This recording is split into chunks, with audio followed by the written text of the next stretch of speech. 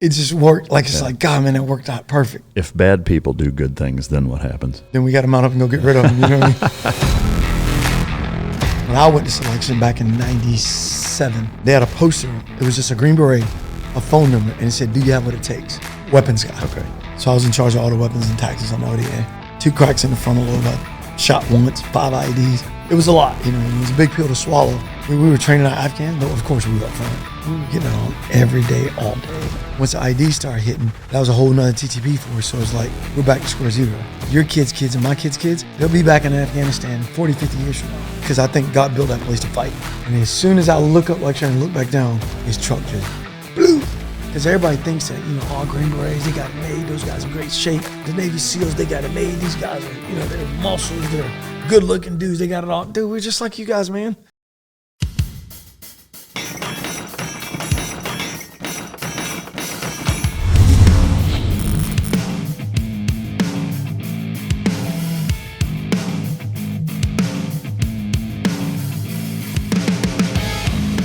Ladies and gentlemen, as always, it's both an honor and a pleasure to welcome my next guest to the podcast. Served 20 years. He retired as a chief warrant officer of the 3rd degree, like you're a black belt. He's a Green Beret. He has more than a dozen combat deployments, which is hard to wrap your mind around. So we're going to dive heavy into it: Afghanistan, Iraq, Africa, Europe, you name it. He just returned from Portugal, where he was diving with Task Force Dagger's Joint Recovery Team. We're going to talk about that. Ladies and gentlemen, welcome to the stage, Johnny motherfucking Glenn. We were talking on the Patreon thing how you got that name, just because it's such a classic ring to it name. If you could give us a Reader's Digest version of where that came from. It came from just a firefight. You know, when the war first started, we were out there in a firefight, and we'd been getting it on all day, and I was just dehydrated, and I remember I was running back towards the trucks. Hat came off my head, and of course, I'm like, hey, I'm getting my hat. So I turned around, go get my hat, bend over. Everything starts spinning. I'm like, damn, I stand up, and now it's like, all right, am I dizzy? Am I shot? Am I passed out? And then I start walking towards the truck, turn around, take a couple shots, and one of our new kids on the team, he had just got to the team, actually.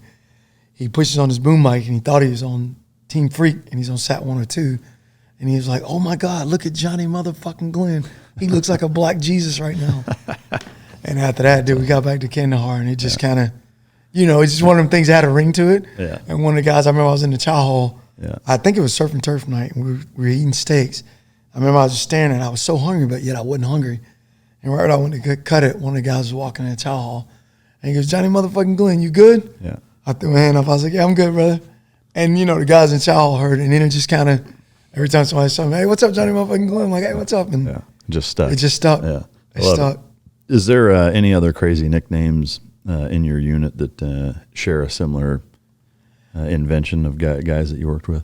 Oh, yeah. We got guys like, we got a guy named Stacy. We called him Blade because he looked just like, you know, there ain't that many. His name's Stacy, but we call him Blade. Yeah, did he look like Wesley Snipes? He looks just like Wesley Snipes. No, and he was ripped up. Yeah. That guy could go on a 10-mile run, not an ounce of sweat. And, you know, there ain't that many black guys. So anytime they said Blade, everybody knew, like, oh, you got to be talking about Stacy, you know. That's awesome. The full story is on Patreon if you want to check that out. What's the last full book that you've read? Last full book, probably like Old Yeller. Yeah? Nah, I read, I'm trying to remember the name of it, America One or something like that. Did you It was read about Old Wall Yeller? Yeah. I read it as a kid. But it was about Wall Street. I can't remember what the name of it was now, but that was the last book I wrote. Biggest takeaway from it? Basically just you got to eat. You mean you got to be hungry. You know, you got to want what you want, and you got to eat, and you got to go get it. You know, it's like life. Be proactive. Be proactive, not reactive. You know. Yeah. What's something you wish you were better at? Actually, just having a schedule. Yeah. Being honest, like I was telling you, I don't have a. If you look at my phone, there's nothing in my schedule. I don't have a schedule. You never put shit in? I never put shit in it. But my daughter's just left for college. She was like my, almost like a secretary, and I'll pay her a little bit. Hey, Dad, you got this thing next week. I was like, hey, thanks, baby. Yeah. Hang up the phone, and I'm good. But I just wish, but I like that, though. I tell her about this organized chaos. Yeah. I like the fact that I knew I was coming here. I knew I was landing in Portugal and going to Maryland. And I knew I had to book a flight. So I booked my flight, yesterday, at probably about 10 o'clock. It's tough to get good pricing on flights, booking them that way. It is. That's true. Well, it works both ways because on Tuesday, from what I've been told, and it works, that's the best day to buy a flight. Really? But what I've noticed, if you're flying a flight that flies all the time, before they lose that seat, I've seen it where I'll get a flight for $200. Really? Just because they already looking like everything's sold out. Yeah. We got 2 seats left. Yeah. Hey, let's just get rid of them if we can. So I've got some good deals and I've got some crappy deals. So Yeah. Has that lack of schedule ever bit you in the ass? Honestly, brother, knock on wood, no, it hasn't. Really? That's fake wood, by the way. Nope. No, I'm kidding. Oh shit, but I'm knock on this hardwood. I'm kidding. It's real wood. Come on now. But I never have. Like it came close. Yeah. But I always tell people good people do good things happen. Yeah. Like I've been late for shit, like almost late, and then you show up and you have a computer glitch or the electricity goes out. So it's always like it just worked. Like it's like, God, man, it worked out perfect. If bad people do good things, then what happens? Shit. Then we got to mount up and go get rid of them. You know what I mean? Got to get rid of them. Even if they do good things. Oh, yeah, that's it. That's it. Fuck them anyway. That's it. Fuck them anyways. You know how bad they are. Yeah. If time travel were possible, where and when would you go and why? Ooh, where, when, and why? If I could time travel. I'd have to say I'd go back to probably 2018 around November time frame. Really? Yeah. What happened? Well, my mom passed away in December, and we were a tight-knit family. And I was home in November because that's usually about November, December. Our rut starts in South Georgia, so I'm a big bow hunter. I remember I went home. My mom was fine. My dad was fine. Everything was good. Family was good, And, when you're on top, everything's great. Yeah. Military life was great. Me and my ex had just kind of separated, but I felt like, we can fix it. At least I thought we could. And then my mom took a turn for the worse, and she passed away December 29th. Man. So if I can go back in time, I would want to go back just to sit down and thank her. Even though we were close and I talked to my mom twice a day, talked to my dad 4 or 5 times a day, I just want to thank her, knowing what I know now. Like, hey, not knowing that you're not going to get that next day with her. I like to go back to that date where I like to take my ex down to my mom and dad's and be like, hey, this is what we're looking to have 50 years from now. Not, like, hey, let's get divorced and go our separate ways. But look at what they endured over the years, and it wasn't easy. So if I think I could kill 2 birds with 1 stone, talk to my parents, have my ex there, have the kids there, and we all just like, you always say live every day like it last, but I try to, but you can't physically possibly do that. Yeah, no, it's tough. And I mean, it's a kind of a gut-wrenching story that it went down that way. I'm sorry to hear that. Thanks. And then my dad went 4 months behind her, man. Man. He said he couldn't live without her, so I like to go back to that point and actually maybe even talk to him a little bit like, hey, if mom passed away or something happened to you, y'all got to be strong for everybody else. But he just didn't have that will no more, brother. Yeah, that's tough. Yeah. That's a hard double whammy in a short period. Oh, yeah, it was. Yeah, man. And the divorce was stacked right on top of it. It was like bam, bam, bam. I was like, and I was retiring. Yeah. It was like, dude, I was like, all right, losing your identity of who you are. Now I was like, you got to be kidding me, dude. Man, some looking inward after that. Oh, yeah, big time. Yeah. Big time. Were there any epiphanies or big things that you came across that were... biggest thing that I came across, honestly, for me was, like, we can't fix everything. We're fixers. You know the deal. That's why we do the job we do. We can fix everything. Well, some things we can't fix. Some things that are out there, they're going to happen, or they still might happen, even if the stars align. So looking inward now, I realize that,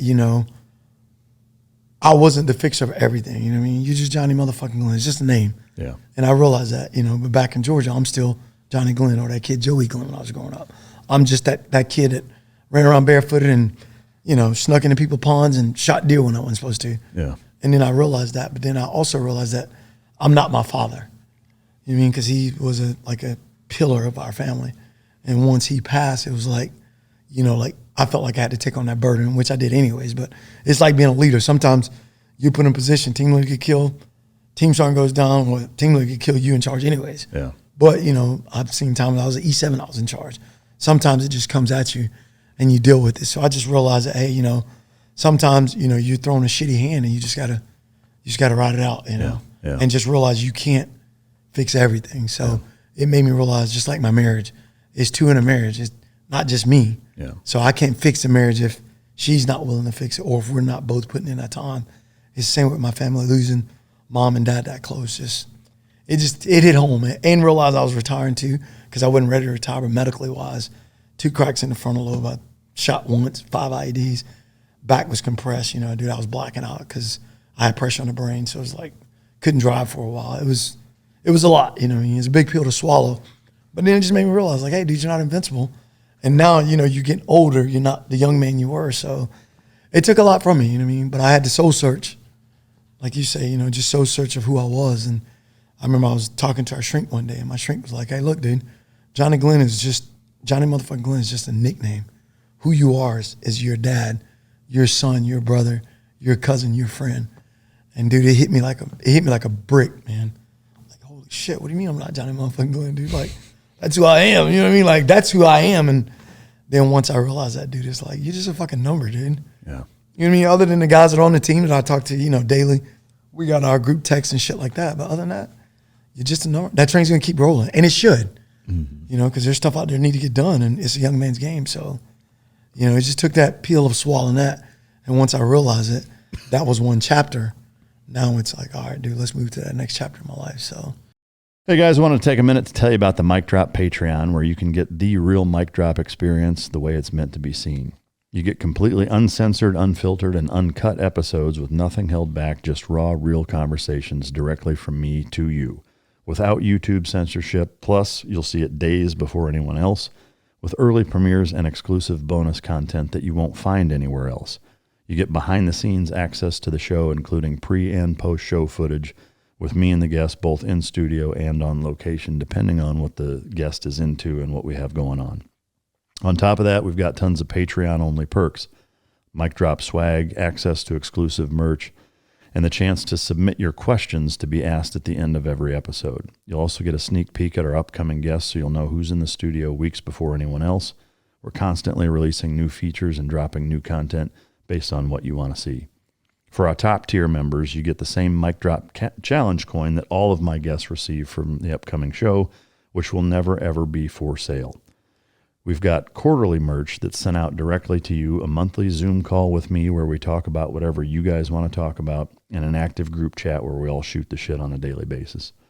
All of that for just a few bucks a month to support the show. Right now, we're also offering a 10% discount off an annual subscription, which means that you get more than a free month. I want to say thank you to everyone who has already signed up. Your support means that we get to keep bringing you the content that you love. So if you haven't yet, hit the link in the description or go to patreon.com/micdrop and join the team. I'll see you guys in there. Thank you. Since the Civil War, dogs have stood alongside our military, proving to be indispensable partners. Our military prioritized ensuring proper canine nutrition for optimal performance, recognizing its vital role in mission success. Team Dog embodies that standard, offering science-based, customizable meal plans tailored to your dog's unique needs. Developed by a former Navy SEAL and canine trainer, Team Dog Food ensures the highest quality nutrition for our canine companions. Improve your dog's well-being. Be your dog's hero with Team Dog. That's powerful. Do you think that experiencing all of those things in such a short period of time steered you in a different direction post-military than it would have if they hadn't all happened? Oh, yeah, definitely. Yeah. In what way? Because I feel like with everything happening that big, what it did to me was, and you know the deal, we all graduate, dude. You get that trident, I get that beret. We think we are, our shit don't stink. Oh, yeah, we the cat's ass, Yeah. But I think with all that happening at the same time, dude, just hit me left and right. And then I realized that, I'm the oldest. I'm looking at my sister, who by far is the strongest person I ever met. I'm looking at her, her and a few other people. But I'm looking at her and I'm looking at my little brother. They're kind of looking at me. And, my sister, she's been there with my parents. And I'm telling my dad at the time he was being selfish at the hospital. And I remember walking out, my sister's like, well, I'm happy for him, I'm ready for him to go. I'm like, what the hell you mean? Like, why are you saying that? She goes, I'm here with him every day. You come in once, twice, 3 times a month. I've seen him every day and I've seen him decline. And my dad's a big boy. He's 6'3", 240, 250, very athletic. She's like, I've seen times Dad couldn't get up. But I didn't see that stuff because when I came home, he was always up. My son's home. Let's go do something. Let's go, watch a baseball game. Let's go out here and run the cows or go do something. So I didn't see it like she's seen it. So with all that piling up on top of me, it made me realize like, hey, dude, you're not invincible. Yeah. I'm just a man. You mean nothing more, nothing less. Actually, I'm just a big ass kid in a man's body, you know what I mean, with toys. But it changed my direction because I started realizing that, the things that I thought were important in life, having the coolest gun, going to shoot competitions and skydiving and scuba diving, doing everything I could do is like, but you're not doing the important things of time. We can't get time back. So all those things on top of me, you know, like my dad's funeral was a blur, brother. I remember the guys from the team came, and you're looking at, you know, of course I'm the only brother on the team, but these are 6'2" to 6'4", 6'6", big white guys look like Vikings showing up to my hometown, South Georgia, predominantly black family. And they're like, everybody's like, who are those guys? I looked, I was like, oh shit, you know, and they were there. And I remember at the funeral, man, walking out of the church, and I remember Dave standing over me, fanning me, dude. And the guys are like telling my family, back up. Apparently I passed out, dude. Like, it was just so much emotion, man. I was out, dude, but I was trying to do everything, no sleep. You know the deal. I was burning the candle on both ends, trying to take care of the family, da-da-da. But yet my sister, strong backbone, man. She was keeping everything straight. And my Aunt Marvelyn was taking care of all the stuff with the funeral and all that stuff, man. So it just made me realize, man, having those guys there when I came through, dude. I remember I hugged each one of them. I was like, hey, dude, you know, like, I don't know what I'd do without you guys, because I realized then that you're only as strong as that weakest link. You know what I mean? Like, and once the combat chassis, that's what I always call myself, once the combat chassis sat down, dude, it was like, all right, dude, if I didn't have reinforcement, I'd probably just been laying on the ground. My family would be like, oh, what's wrong with him? Wow. But Dave was our medic. He knew right then, dude, like, hey, this was wrong. And I wake up, he's slapping the hell out of me. Hey, you good? I'm like, hit me again, dude. He's like, yeah, he's good. Hit me again, Ike. Yeah, hit me again, and I'll show you exactly. Hit me again, I'm going to show you, Ike, one more time. Throw some potash on you. That's awesome. Man, that's powerful. Do you have a favorite quote? I got a couple, but one of my favorite quotes is, get busy living or get busy dying, but stop sucking up all the fucking oxygen. Yeah. And then one of them is, a body in motion needs no lotion. Yeah. Well, I don't know. I could argue on that. Depends on what kind of motion we're talking about. Exactly. Or lotion. Well, if you need lotion, maybe you're not doing it right. Yeah, that's it. That's Come a fact. full circle. That's a fact. EDC wise, when you're at home, do you carry normally? I do. I carry a little 380. Yeah. Little Glock 380 or Ruger 380.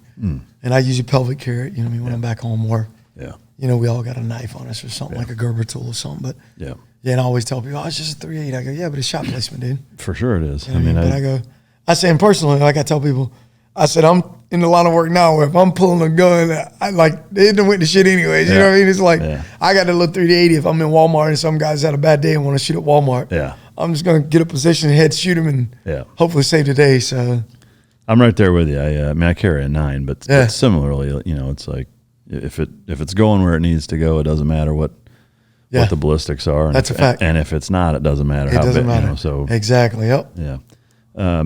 What time do you normally get up, and what do the first 3 hours of your day look like? Ooh, first 3 hours of my day. I normally wake up depending on where I'm at. Like in Saipan, or in Saipan in both Saipan and Portugal, we are up every morning about 6. But back home, for me, I usually get up about 7:30 maybe. Because for whatever reason, brother, my best sleep is usually between 6 and 8 o'clock in the morning. Really? Don't know why. Yep, between 6 and 8 is my best sleep. And usually my day starts with, I wake up. If I'm working, I'll go do work. If I'm not working, I'll wake up, go downstairs, hit the stove, throw some dish sauce in the oven, go back upstairs, shower, go downstairs, eat breakfast, and then that kind of starts my day. I'm out at the farm. I got a little farm about, 20 minutes from my house. I go to the farm, and I'm out there working all day, man. Really? Yeah. Is that's most days is working on the farm, or what does work consist of outside of that? Work consists of outside of that for me. I worked for Marshak for a while. So I do like role playing. I'm a level 3. Oh, I gotcha. Yeah, so I do all the level 3 type CIA case officer stuff. Yeah. So usually I just sell myself out like a prostitute. Yeah. Highest bidder. Hey, Johnny, we need a guy to teach this. I'm like, all right, what are you paying? Yeah. No, that ain't enough. Yeah. And if I'm not doing that, I also work for Senator Cinema out of Arizona. I'm on her executive protection team. Oh, really? So I do PSD work for her. Yeah. Oh, that's cool. Actually, I just got an email yesterday, a text from a buddy of mine, man. There's a guy in UAE looking for some executive protection work. So I might go work over there for 4 months. They pay him pretty good. So we'll see. Yeah. Do you live solo? I do. Yeah. My daughters live probably, well, they're in college now, but when they're home, my ex is probably a mile and a half from me. So okay.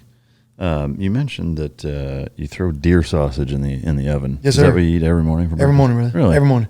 I shoot about 20. That's what I was asking about hunting. Yeah. I shoot anywhere from 23 to about 30 deer a year. Wow. But I hunt 8 different states, and hell, I can shoot 10 in Georgia. No, 12 in Georgia, and I think 10 or 8 in North Carolina. So that's 18 right there. Yeah. And then, what's the biggest deer you've ever shot, and where was it at? Biggest deer I ever shot was actually on my farm. I shot I want to say it was about a 142 class, and I shot him on my farm. Wow. But, well, depends, because I shot an axis deer in Texas. Oh, yeah? Yeah, at Champion Ranch. Do you find that they taste that much better than regular deer? Or what is your take? It tastes about the same, dude. Well, I think the grain grass-fed or the high-fence animals, I think they're getting a better protein. So your animals in the wild, there's just grass and it's basically organic. So I've noticed that the meat is a little more, I don't know if you want to call it dry, but if you're baking that shit and I bake it more than 10 minutes, it's just dry hard, like eating a piece of beef jerky. Oh, wow. And most of the meat that I get processed is smoked anyways. But I noticed a little difference in the taste. I mean, it doesn't have like a real gamey taste, I would say, and it's not as dry. Yeah. I've never had it. I've heard a lot of people rave about it. But so you're originally from South Georgia. South Georgia. You've got a couple of siblings, right? Sister and sister and brother, Deidre and Jeffrey. Growing up there, it sounds like you're outside a lot, doing a lot of fishing, hunting, and causing trouble as a kid. Fishing, hunting every day. Yeah. Little Luke Bryan there. That's awesome. Did you play any sports growing up? I did. I played football, basketball, baseball, kickball, dodgeball, soccer ball, anything with a ball I played it. Was there one that stood out that you either enjoyed the most or were the best at? Football. Definitely football. Yeah. Play in high school? I did. Yeah. Any aspirations or thoughts of taking it into college? Or I wanted to because I always thought I was going to be as big as my dad. My dad was about 6'2", 6'3". He's a big boy. So I always thought I was going to grow, but shit, I'm probably the same height I am now in the 8th grade. Oh, wow. So 8th grade, you're a monster. Like, oh, this kid's going to be huge. You see me standing next to my dad, like, oh, yeah, he's going to be a monster. And by junior year, you're strong safety. Yeah, that's exactly what it was. No too. shit. Strong safety, counter, outside linebacker, anything off the line. That's and awesome. so, but yeah, I always had inspiration. And down South Georgia, just like Texas, you didn't play football, you weren't, you were nothing basically, So it is amazing how big of a deal football is here. I mean, really in the South in general, I would say, but it is. I mean, the amount of money that high schools spend on stadiums here is it's ridiculous. I can't even get my mind around it. It's like, holy shit. It's crazy. Yeah. So would you say it was the size was the biggest thing that kept you from going to college, or? Yeah, I would think so. And the fact that I knew too, at a young age, I knew like my parents, like we weren't wealthy. We weren't dirt poor, but we weren't wealthy either. And my dad was like, hey, if you go to college, his exact words were, I can F up my own money. If you're going to go to college, you're going to learn, not to party. Yeah. And I knew right then, I was like, I went to go take the SAT down at Florida State. And I was sitting there taking the SAT one day, and I was like, I got halfway through it, and I was like, school just never been for me at the time. I was just like in school, high school. I was a smart kid, but I remember my teacher always on the back of it. He's a smart kid, but as soon as he's done his work, he disrupts the class. And I'm like, fuck, dude. Yeah. So, of course, here comes a belt, and I got to get a whooping. And I'm telling my teacher, like, just stop. Tell him, just stop writing that shit. You know what I mean? Like, you get me killed at home. What did your parents do for a living? So my mom and dad both worked at a place called Amico Fabrics and Fibers. It was like a factory there where they make carpet. And we had the farm on the side. Oh, okay. So my dad and his brother, my Uncle Nate, they basically worked the farm on the side. And that's one of the things like I freaking pride myself on is like where I'm from. So all the people from Bainbridge watching this, even on my podcast, I always pride myself to let people know like I'm a country boy. You know, I grew up on a dirt road. Yeah. And that's one of my favorite songs. I grew up on a dirt road. Yeah. And I grew up on Glenville Road. So is that the same farm that you work now? Yeah. So, no. My same farm I work at now is in Cameron, North Carolina. Oh, okay. So I retired out of North Carolina and stayed there. So, but yeah, Bainbridge was just a good country little town, man. We got a few factories. Most people farmers, you know, people product the environment. And we just got Taurus, the gun company there. Really? So, yeah. Yeah, that's cool. Like a year, maybe 2 years ago. As a matter of fact, I was in Texas not too long ago. I was doing some work out here. I was doing some protection work. And we went to a gun store. The client wanted to go shoot an automatic gun. Went to a gun store, and they had Taurus pistols in there made from Bainbridge. And of course, I'm like, hey, we're on the map. And everybody's like, what the hell is Bainbridge? And I was like, let me show you. You know what I mean? Yeah. Southwest Georgia. Yeah. So you do a lot of protection work. Do you do like one-off celebrity stuff too sometimes? Yeah, we do some celebrity stuff too. Can you mention any who you've worked with? Let me see. Well, I did a little bit of work with my buddy Javier Colon. Anytime we're together, I feel like I'm protecting him. And then I did a few actors, just B-rated actors here and there. You know what I mean? So nothing too big, but yeah. Were there any big ticket items that happened as a kid growing up that significantly shifted your life or significantly impacted it? As a kid, we had a couple droughts. I do remember that, like a couple drought seasons where I actually saw not just my family, a lot of families around there, a lot of farmers, black farmers lost their farms because they just didn't have farmers insurance or any of that shit. So it was like, all right, then people they lost their farms and lost their land. And that was big. And I remember looking at my dad. He would just be sitting in sitting in the house at the kitchen table just thinking like, all right, what can I sell? Him and my uncle, like, what can we do to stay afloat? And as a kid, you don't get it. Yeah. But I was watching, we'd sell hogs, we'd sell some cows, and like, damn, why are we selling all this shit? But he was just trying to get by. And, the country song that says, God made dirt, or God brings rain. And, it's like, I remember every time I hear that song, I think about, my dad wanted rain because he knew where we were headed as far as like the crops and all that. So, yeah, I would say anytime, I want to say that was in like the late 80s, early 90s, we had a couple of droughts, and it affected, a lot of families there. And you see that and you're like, man, this is terrible. But you kind of understand it, but you don't. Yeah, I mean, I saw the same stuff in Iowa, and I remember in the late 80s there were a couple of bad droughts. It was probably nationwide, but ones that significantly impacted, John Deere as well. Yeah, so in a roundabout way, kind of the same thing. Because nobody's buying tractors. Yeah, they lay a bunch of people off. Yeah, lay people off. So, it's wild to see that, and it is weird as a kid, I think, not grasping it and then getting it as an adult and what have you. But yeah, because I constantly tell my kids, you don't know how good you got it, Yeah, and they'll probably say the same thing to their kids, but there always comes a day where that light switch comes on. Oh yeah, The farm that you grew up on, what did you guys farm primarily? So we had soybeans, corn, peanuts. We had row crops. Yeah, and then we had cows, hogs, chickens, of course, and it's just standard. Yeah. Standard family farm. We had about 300 some acres. Do you like boiled peanuts? Love them. Really? Yes, sir. I can't get behind them. The saltier the better, brother. Yeah. I don't know. I never got. I mean, it's not really a Midwest thing. So yeah, I got you. I didn't grow up eating them, but yeah, that's like anytime I travel and I say, "You guys got grits?" People are like, "What the hell's a grit?" I'm like, "Not a grit. It's grits." Yeah. So, excuse me. At what point did you get the motivation and drive to want to join the military? Was there a light switch moment or catalyst? That day when I was taking the SAT, brother. Yeah. I knew, and then my brother, I call him my brother, he's my cousin Nate. And he had joined the military and came home, like, he graduated 3 years before I did. Came home one summer, he had his own car. He took me out, dude, when I had to eat. And I was like, damn, man, he's got his own money, his own car. You know what I'm saying? He's taking care of himself. He's not relying on, rain. He's not relying on the farm. And my parents was real big in the education. My dad wasn't the most educated. My mom went to college. She got a associate degree. She didn't get a bachelor's degree, but my dad, I think he stopped school in like 8th grade. So he's real big on education. So once I saw my cousin, man, I was like, man, I gotta do something. And the day I was taking the SAT, I was like, man, this school shit, this ain't gonna work for me. Yeah. I'm like, no, dude. And I loved math. So I finished the math portion, got done with the math portion. I think the English portion was next, or maybe it was whatever. And I'm starting to do it. I'm like, I do not like this shit. So I got up, and the lady's like, excuse me, sir, you can't leave. I was like, yeah, I can. I walked right out the door, went down the stairs, out the building, walked over to Capitol Circle, and I'm just walking around. I think my daddy gave me like $10-20. So I'm walking around, dude, and I saw the recruiting station. And I walked in the recruiting station. I was like, hey. Did that thought cross your mind before that, or was seeing the recruiting station like, fuck, maybe I'll go in there? I had thought about it before when I saw my cousin come home. Yeah. I'd already thought about it. So this was my junior year in high school, and I'm like, man, I got to do something. Yeah. So I went in there and I talked to the guy like, hey, I want to play college sports. I know my family can afford it. What do I need to do?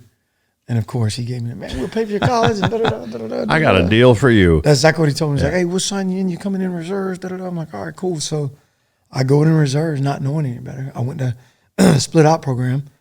My junior year, I went to base training, came back to school, and now, it's pretty cool. I'm the guy. I went to base training, passed base training, still playing sports, graduate high school, going to AIT now. And then I was like, I graduated on the 4th. June 4th, I left on June 5th. Wow. I never looked back. Yeah. Nope.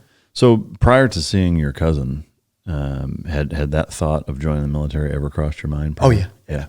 I kind of knew, and Rambo done it for me. Yeah. Everybody's like, really? I'm like, dude, I remember, and all my cousins contested this. We used to play Cowboys and Indians with the Red Ryder One Cocks. And actually, I got my worst butt whooping I ever got in my life from my dad. That same BB gun. But what did you shoot? My cousin. Oh, yeah. Shot him right. I shot him right underneath the eye right here. Oh, He didn't put his eye. It stopped right there. So he had to go to the doctor to get the BB out. And dude, I thought my dad was going to kill me. Yeah. And we made up a story that we shot a limb, ricocheted back. And he wasn't buying it. I think he beat me more because we lied. Well, I lied. My cousin, he wasn't saying nothing. He was bleeding a little bit, freaking out. But I knew when we were little, man, everybody, because I say it now. I realize it now, but I didn't realize it then. I was the weird one in my family because I wanted to be in the woods. I wanted to hunt before I started playing sports. And all my other cousins was basketball, football. It was sports for them.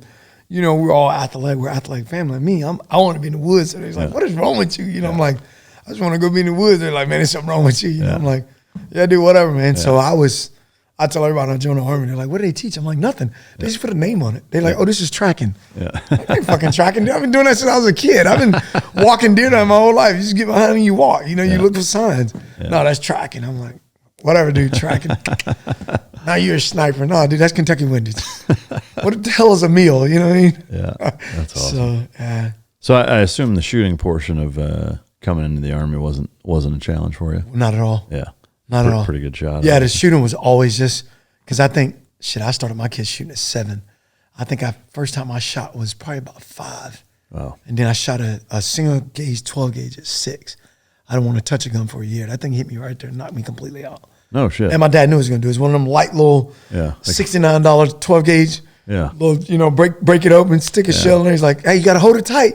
I got it. Wham. He hit me right in the cheek, dude. Just knocked me completely out. A 3.5-inch shell? Yep. Jesus. Oh, yeah, knocked me out, dude. Yeah. It was like shooting a 50 cal. Yeah. Before, you know, a 6-year-old. I was a little kid, man. Yeah, I mean, it's like getting kicked by a fucking mule. By a mule, yep. Yeah. And after that, dude, it's like, but that's how, my dad was old school. You know, you learn by. Yeah, you want to learn how to swim? I'll throw you in the fucking water. Dude, I went to our creek, man. One of my buddies, he joined the military, almost died in the creek. Oh, shit. But that's how it was. We just, a guy swam and saved him.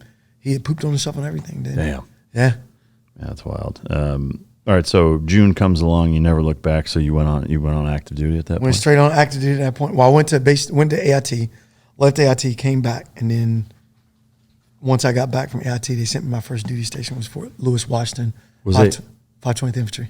Okay, so AIT was infantry? Yep, yeah. AIT, and then once I left AIT, it was like, you know, hey, you got to go to your regular duty station. I got to my regular duty station.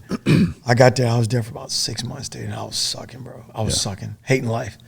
Because, you know, you take me out of, I was born and raised in South Georgia. Never really left South Georgia. Then you send me straight to the West Coast. And, dude, I got it there, and I thought everybody out there was fucking weird. Women walk around with earrings, piercings, dude. Yeah, they are. Piercings, purple hair. I'm like, what? No. I remember went to Seattle with my buddy. When I was like, hey, dude, I got to get back on post, man. What's wrong? I was like, dude, I think I was hyperventilating. I was like, it was just more than what I was used to. You know what I mean? It's like you're in the alien bar at Star Wars. That's exactly what it was, dude. I was like, oh, hell no, dude. I'm seeing people head. And I was like, oh, I got to get out of here. So I called my mom that night. I said, Mom, I want to be out of here because I joined the Army thinking, I saw the video, like, it's going to be like Rambo. You know, you're going to be running and jumping and blowing shit up, you know, just doing it. Yeah. And then I got out there, dude. I think we went on one field problem for like 4 days. I'm like, dude, what are we doing? And that's where our shine is, in the woods. And so I called my mom. I was like, Mom, I got to get out of here. She said, what's wrong? I said, I saw a girl today with purple hair. And she got quiet. I remember she told me, she said, baby, you're not in Bainbridge anymore. That's exactly what she told me. I was like, Mom, I just want to leave. I was like, these people weird. She's like, no, they're people. She's like, try to learn from them. I was like, learn what? I'm not coloring my damn hair purple. You know what I mean? Like, no, I ain't got to learn nothing. And she's like, no, baby, you know, it's time to spread your wings and just learn. Yeah. And after that, dude, I kind of, you know, settled in and went and told my sergeant major, like, hey, my recruiter lied to me. He told me I was going to come in the Army and do all this cool shit. Yeah. We ain't done nothing. He said, oh, you want to do some cool shit? I was like, Roger that, sergeant major. I think I cut grass for like 2 weeks, dude. I was like, how's that for cool? Yeah, how's that? Exactly. How's that for cool? And then I freaking went to selection, dude. And that's, it kind of started the same way. I was a little PFC. And I made a name for myself because I was always in good shape. So I had like the highest PT test in the company. I ran great. I was in great physical shape. And one day we had a formation downstairs. And when I went to selection back in 97, into 96, early 97, they had a poster. It was just a Green Beret, a phone number. And it said, do you have what it takes? I'll never forget it. I'm sitting in the company. I'm looking at this poster. And my commander, Jeffrey Butler, I'll never forget it. He walks out. He's probably, Glenn, you think you got what it takes? And I'll never forget it. I look back at him like this. And he's standing like right there. And I go, sir, I don't even know what the hell it is, but I know I got it. And I just turned around and walked off. He said, yeah, I'm sure you do. And I walked off, right? And that day he came and told me, he's like, hey, why don't you go talk to those guys? And he's one of those commanders, dude. He's a young captain. But he saw something in me that I didn't see. He's like, hey, just go check it out. I walked across the street over the first group, and I asked those guys, like, hey, you know, I'm over 520th Infantry. I saw the poster. What do I need to do? And the guy says, what is your rank? I said, I'm an E3. He said, well, when you make E4, come talk to us. Because when I went through, you had to be an E4 you had to be an E4 in order to go to selection. So I went back to my commander. I said, hey, sir, I went and talked to this guy today, and he said I had to be an E4 in order to go. He was like, before I leave here, Private Glenn, you will be an E4. I said, how's that, sir? And, dude, it's crazy how, you know, the man upstairs works because it went 3 to 4 months, man. I'd only been in the Army 13 months. He promoted me in 16 months with a waiver because he came down on orders to go to the Pentagon. Wow. One of my buddies came, knocked on my door one morning. He's like, hey, wake up. I think I just had staff duty. He's like, put a uniform on. I'm like, what? So get your ass downstairs. Commander said, get downstairs. I'm like, fuck. So I'm going downstairs. And by this time, I became like the commander's go-to guy. If we were going to the field or somebody needed an attachment of scouts or whatever, he'd always send me, hey, send Johnny.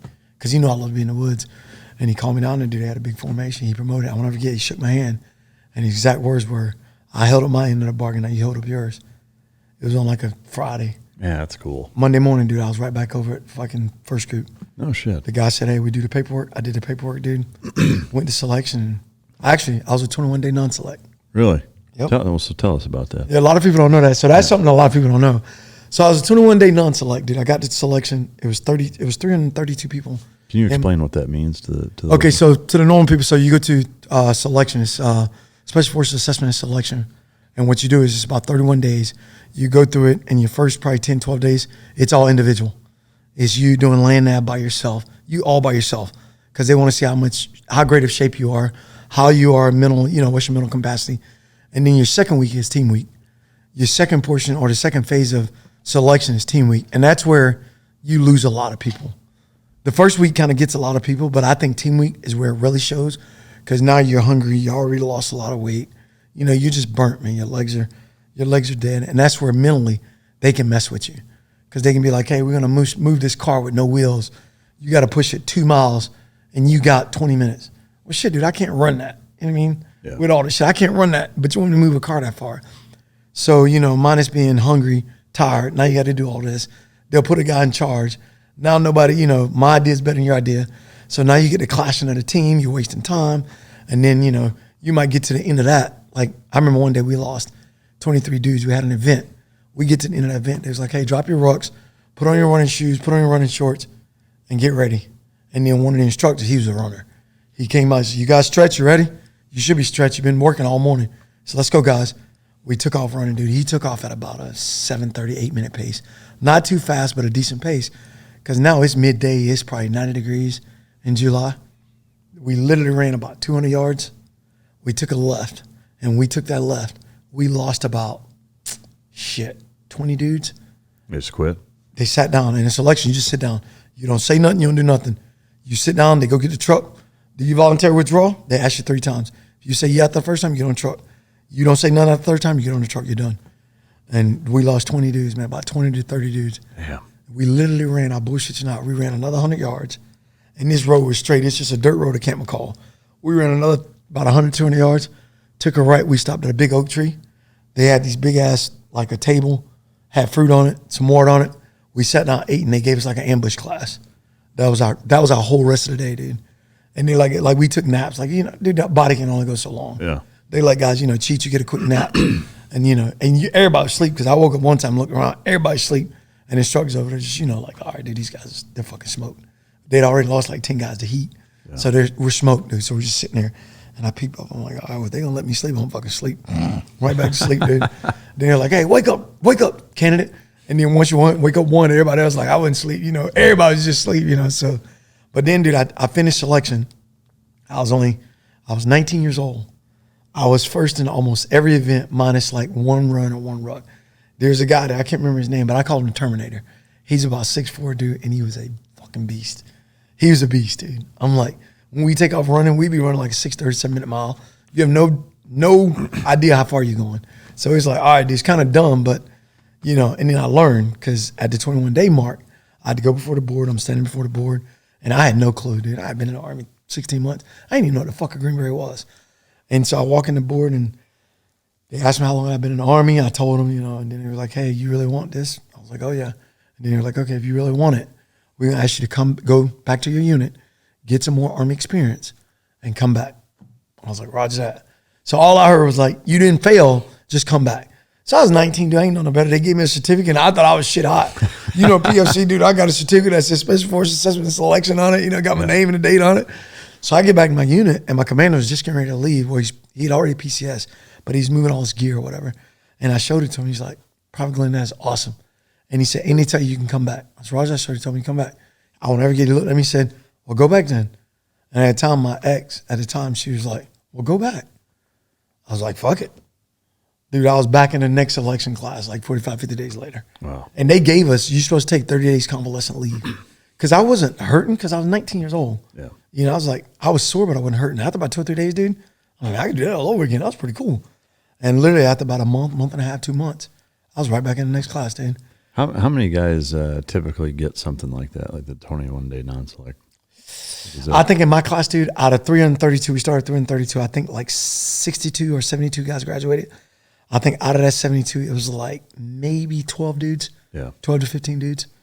Yeah. And usually from what I saw, mine was just age, I think. I think it was just age. And then the rest of the guys, man, like they might have, from what I was told after, you know, like I talked to guys in SWIC, they say a lot of it is you see the spotlight rangers. Like they'll run an 8-minute mile this day, next day they'll run a 12-minute mile. And you're being assessed the whole time. So what I was told before I went back by the 10th group guys was, look, dude, be the gray guy. He's like, dude, we know you're in shape. We already know what you did when you went there. Be the gray guy. He says, just stay in the middle of the pack. And dude, that was so fucking hard on me, man. I remember running. I just tried to stay in the middle because I've always been competitive. So to me, it's competition. Let's go get it. You know? Like you're sandbagging. Yeah, and that's exactly what it was like. And that's exactly what I did the whole time. Like, slow down, slow down, slow down. And actually, I had to go to the board. That second selection I went to, and they looked at one of my times. They was like, hey, right here, you fell off one of your times. Like, yeah, luckily I sprained my ankle like the day before. I said, yeah, I twisted my ankle. And you could see it was a little swollen. I said, I twisted my ankle on that one. So I had to suck it up, the pain a little bit. He's like, okay, so you still ran a 720, you were hurt. I said, roger that. He's like, all right. He says, you really want this? I said, yes, sir. He's like, didn't we tell you to go back and get some experience? And you know, I'm 19, dude. I don't even know what ranks are. I've been in the Army, you know, a year and a half. And I go, I did, sir, about 2 months worth. And I was serious as I am right now, dude. And the commanders that was in there, they laughed. And I remember the colonel, he looked at me and was like, oh, yeah, I thought that was funny. And then, of course, the majors and shit, they like put their head down. He was like, and he goes, so candidate, you really want this? I was candidate 121. He's candidate 121, you really want this? I was like, yes, sir, I do. He said, all right, careful what you wish for. And he snapped my packet. Wow. And the rest was history. I never looked back. So from there, you went straight to where? I went to the Q, went back to my unit, PCS, back to Bragg to start the Q course. Did the Q course, finished up the Q course, 1999, graduated, went to 3rd Special Forces Group, got the 3rd Special Forces Group, dude. You know, I remember first day signing in, I remember like yesterday. Yeah. Walked in, the dude just scared as shit. Yeah. Sergeant Major calls you in there like, hey, who the fuck are you? I'm Sergeant Glenn, Sergeant Major. I know who the fuck you are. And what are you going to do to help the unit? You know, what are you going to do to help the team? Where should I put you at? I'm like, I don't know, Sergeant Major. You know, like, what do you know? I don't know, Sergeant Major. You know shit. Yeah. You damn right you don't know shit. You keep the attitude, you'll go far here. Roger that, Sergeant. You know, he's giving you a whole Sergeant Major spiel, dude. He knows you're already scared. You don't know what you're walking into. Yeah. But he was a good Sergeant Major, man. And he was like, hey, here's what I want. I'm going to put you on the B team for a couple months. Watch you. We're going to assess you, and then we'll put you somewhere. So at this point, you're what, 20? 21. 21, get ready to turn 22. Yeah. Yeah. Selection versus Q course, I know they're two kind of disparately different ideologies behind them, but did you find that the Q course was anywhere near as challenging as selection? No, I would have much rather went back to selection because the Q course, you're more like, it's more of a education environment. You know, it's more, it's a gentleman's course. Well, not really a gentleman's course because we do phenomenal PT there, but it's more like we can't crush it the way we want to because you've been drink from a fire hose for 8 hours in a classroom. Yeah. You mean, so you're learning everything you need to learn, you know, history, and then you're going into small unit tactics. Now, that part I love because you're in the woods. But then you're learning everything you need to learn. You know, you're learning DOD regs. You're learning all kinds of bullshit that, like, dude, I just want to go to a team, dude. Like, why am I learning this? Then you got to go to language school, and then you got to do all this. It's just an academic that, you know, like, you're learning. Yeah. Then you go to the field, come out, learning. Go to the field, come out. Then you go in for, like, when I went there, it was like 14 days. You do a collex. You go out in the field, you get your G's, you train them up, you overthrow the government, all this shit, which I tell people all the time. Q course is great, but I didn't learn none of that shit. You know, being a Bravo, dude. All I want to do is teach the guys how to shoot, teach them ambitions, teach them raids. And then that's what you saw, but I didn't see the bigger picture of, hey, dude, this is what we're doing, this is where we're going. Yeah. I didn't get that until shit, dude. Honestly, me being honest, shit, 8 years being a group. So, like your understanding of the broader scope of the mission set of Green Berets, you didn't personally understand? Fuck no, dude. Anybody tell you they left Robin or they left Robin Sage or left the Q course knowing that they lying? Yeah. Because you didn't see that because you got your own MOSs, 2 per team. So as a Bravo, all I cared about was guns, tactics. And that was it. Was there a specific mission or instance that made that light bulb come on for you, or was it gradual? it was like kind of gradual. And then like you're in Afghanistan, and then you go to Ashura, and you're in Ashura, and you meet with this guy, and you're like, hold the fuck up, dude. All right, this is all starting to come together now. You reading reports, or I'm reading a report, and I'm like, all right, these guys are doing this, we're doing this, these guys are doing this. Like, holy shit, I get it now. And then it goes right back to Robin says, because now you're thinking about you in Pine Land, you're trying to overthrow that government. This guy who's a G chief, but over there he's a Shura leader, or and you're like, holy shit. Now I get it. And now you're still the Bravo, you're turning these guys out of shoot, but there's a whole bigger scope that you're not even privy to. You know what I mean? You figure it out as you go, Yeah. So during the Q course, did you take the same approach of being the gray man, or did you take the competitive spirit and try to crush everybody? No, I took more and that portion I definitely took the gray man spot, because academically wise, dude, that is my worst, that's my weakness. Yeah. You put me in a building where I got to pay attention all day, dude. ADHD kicking in, dude. I'm bouncing off the wall. I'm hearing birds. I'm thinking about hunting. Yeah. It's just not for me, dude. You know what I mean? Yeah. So all I did was, average was 70, dude. 72, man. I'm 2 points over. I'm exceeding the standards in my eyes, Yeah. Well, if the minimum standard wasn't enough, it wouldn't be the minimum standard. That's a fact. Yeah. And I was right there. I mean, one time my instructor's like, dude, we know you got it, man. You're tight roping. Yeah. I was like, I'm tight roping hell out of this shit, Sarge. And he was pass like, is a pass. That's it. Pass is a pass. Yeah, that's awesome. Yep. So you get through all that. Were there any funny stories or pranks or like anything that's worth mentioning from the Q course that stands out as being exceptionally memorable? Or was it pretty run of the mill? No, it was pretty straight down the middle, dude. At that point, man, everybody's just trying to graduate, dude. I remember we had this one guy, I can't remember what his name was. He was a class ahead of us. And he had been recycled like 3 or 4 times, dude. And he's a beast, man. You look at him, but he kept doing steroids. And they were like, get off of it, man, get off of it. And he's like, no, I ain't doing that stuff. And the guy was actually my roommate. I can't remember his name. I was his roommate for like maybe a month. And dude, I remember waking up in the morning, I'm like, dude, haven't they told you, bro? He's like, shit, dude, I can keep this body. And he was yoked, man. You looked at him like, yeah, that dude's an operator, man. Yeah. He just couldn't let go. And then he ended up getting sick, man. He had some kidney issues. And they ended up kicking him out, dude. But I remember that was so funny when guys were like, hey, man, since your roommate's gone, man, you want to sell some product? I was like, dude, I got plenty of shit up there y'all want to buy. I mean, like, yeah, so that was like a funny story. Just that dude and he was quick to take, no, man, ain't nobody on the steroids. I'm like, he was Oriental too. I'm like, dude, I've never seen an Oriental big as you, bro. He's Asian, rather. I was like, come on, bro. And he was just wild. He was a big boy, man. Yeah, that's wild. So you go to third group. Yep. Right, that was your first duty station. Yep. When you first checked in, was it what you thought it would be? Did you have an expectation? What was going through your mind? When I first checked in, because I went straight to the B team, so you walk in, first door to right to B team. That's where the B team sits. And they support all the teams. And when I first got there, you see a couple guys walking up and down. Nobody's never in uniform. So guys in T-shirts and shorts, doing PT working out. When I first showed up, I was a little disappointed, ain't gonna lie. Really? I was. Because you went to B team or just because of what was going on? The first thing, going to the B team. And then the second thing, it was Cold War, dude. Nobody's doing shit. We're shooting paper and everybody's got scare me badges. But I remember seeing dudes that I thought like, damn, dude, we're the best of the best. And even now, dude, I remember seeing guys like a little overweight. And I'm like, what the fuck, dude? Like, what the fuck are you doing, And I pride myself on that. Just like on my podcast and any show I get on, just like right now, I'm going to call my boys out. Get your ass in motion. Oh, I hurt. Motherfucker, we all hurt. I hurt too. But if you sit around and do nothing, and like I tell my guys, only thing that holds us responsible when we get out of the military is the couch and yourself. But if you're around buddies on the team, they working out, you're working out. Because now it's still that friendly competition. I got to stay in shape. But once guys retire, they get fat and out of shape. And being the Cold War, guys weren't putting their lives on the line. We were doing J-sets all over Africa, Europe, going teaching guys, which was great. But it wasn't running and gunning. You weren't behind the gun. You wasn't leading a squad of Afghans or a group of Afghans onto a target where you're losing 3, 4, 5 dudes on that target. Yeah. That's when the shit gets real. So I was a little more disappointed seeing the fact that guys weren't what I thought they were. And this was 99? This was now 2000. Okay. Getting into 2000, yeah, a little, I'd say summer 2000 now. So I've been in group about a year now, a little over a year. Yeah. How long were you on B team before they bumped you over? They bumped me over to team probably about a month. Oh, really? Because the team needed a Bravo, and I was a Bravo. Oh, okay. And those guys on the team that saw me working out, they were on the dot team. They saw me working out. They were like, hey, man, they told the team, sorry, let's get that guy. And Bravo is what? Weapons guy. Okay. So I was in charge of all the weapons and tactics on the ODA. Yeah, okay. So a month in, you get moved over. Was it better then? Or Hell yeah. Yeah, like way I went better. to 385, dude. Team sergeant at the time was King. Just squared away, dude, man. The whole team was squared away. Good guys. Great shape, dude. They're a Scooby team. So everybody's running, doing PT. We're getting in shape, getting it going. I was like, hell yeah, dude. I'm loving this. Now I'm loving life. And now life's getting good, dude. They get me in the pool, trying to get ready for pre-scuba, getting ready to try to go to dive school. I'm cranking it out, doing good. And then 382 needed a Bravo. They were going on a JSET.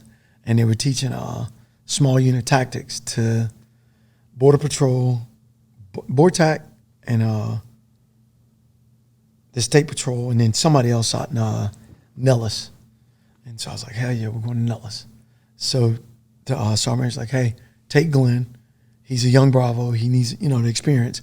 So take Glenn. So it's like, all right, we weren't doing nothing on dive team. We were just working out, getting in shape. So we go to Nellis. We fly to Nellis, dude. We're teaching these guys. First couple of days, I'm teaching just small unit tactics. I'm teaching basically just patrolling. Teaching patrolling. I'm showing them how to patrol. And then our next day, we ran a booby trap lane.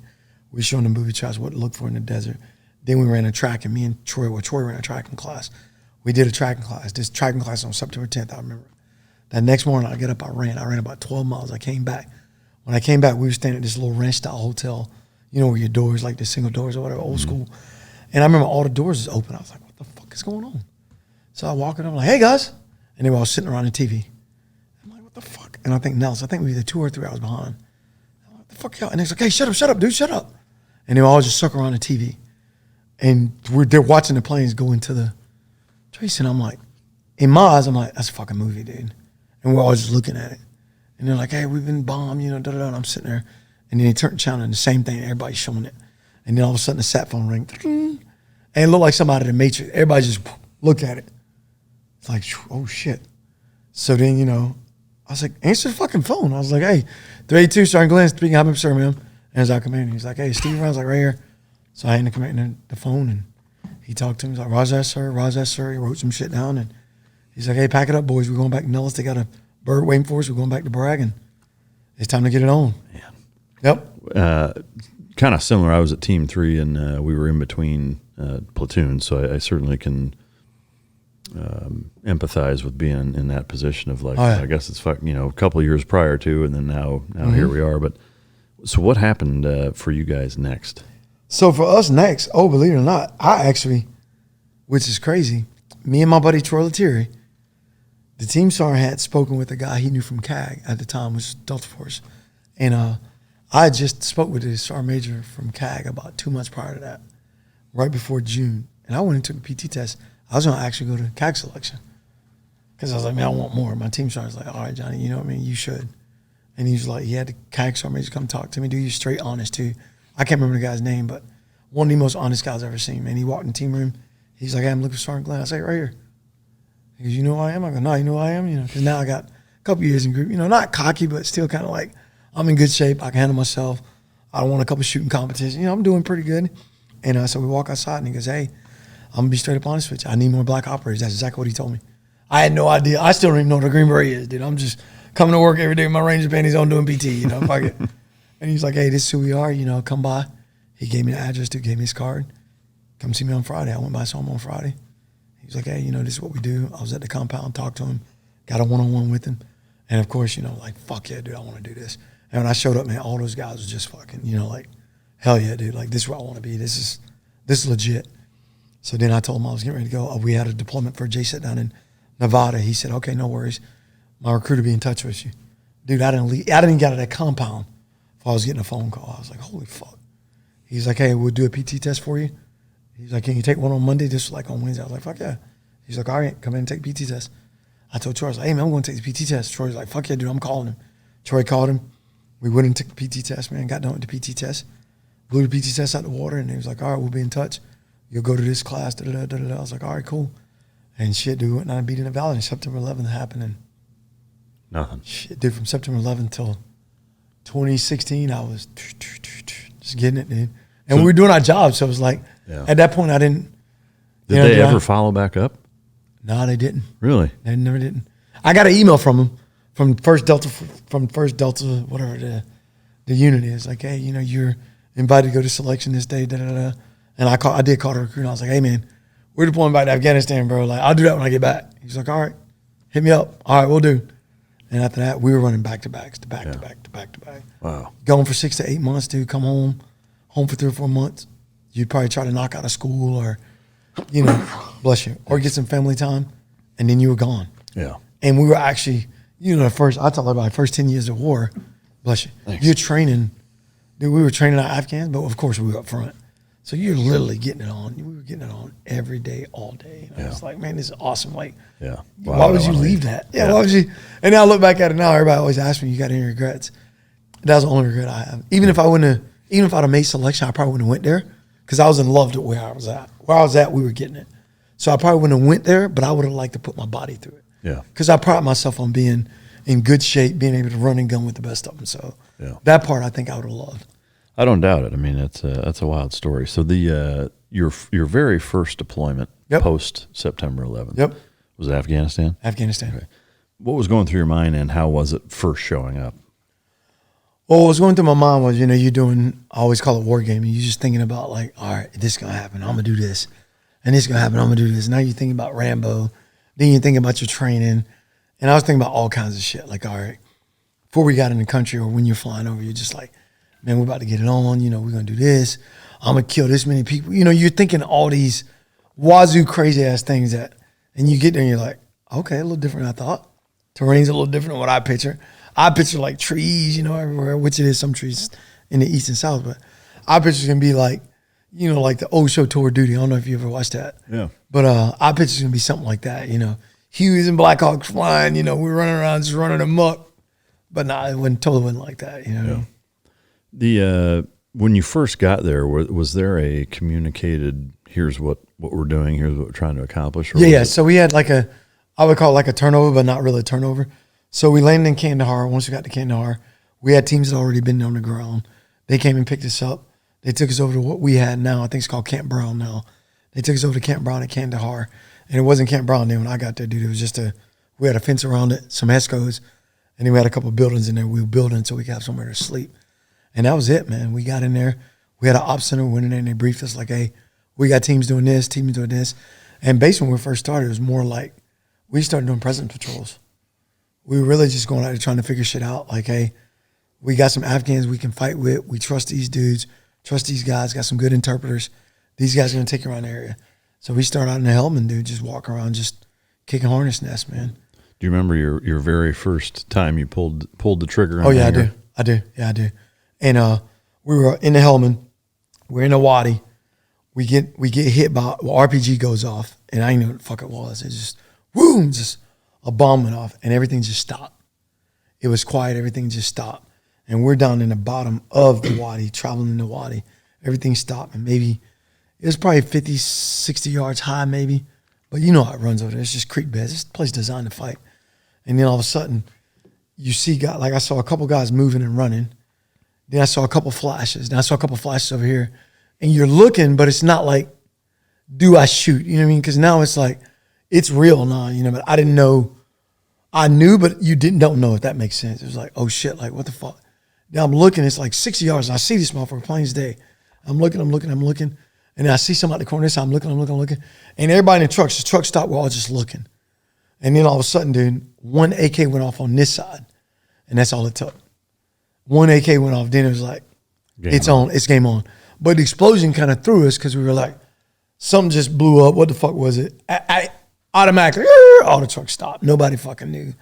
And then we're all just like, you're holding a gun. I'm looking at these dudes moving like, fuck are we doing? You know what I mean? Like, like you've been waiting for this moment your whole fucking life, and there it is. It's like that first tackle. You're like, there he is, and your feet don't move. It's like, I got a solo tackle right here, and my feet are stuck to the damn ground. I thought you were going to say it was the first piece of ass and something didn't work. I was just going to say that too. The first piece of ass is like, damn it, like this ain't how it's supposed to go. Like, this is not what I picture, Yeah. And that's kind of how it was. You just, it was that quick, and it felt like it was an eternity. Yeah. But it was only maybe a few seconds.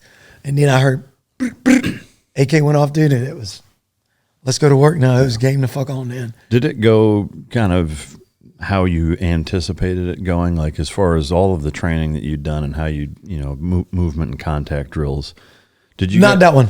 No, not that one. I was pissed about that one. Not that one. Like you but I was pissed at myself. I didn't feel like I fucked up. I feel like I could have done more. Yeah. Like that first dude, no doubt in my mind, stitched him up, but I never moved, if that makes sense. Yeah. It was like I was right here, just tack, tack, and then wait for the next one, tack, tack, when I could have been actually moving. Yeah.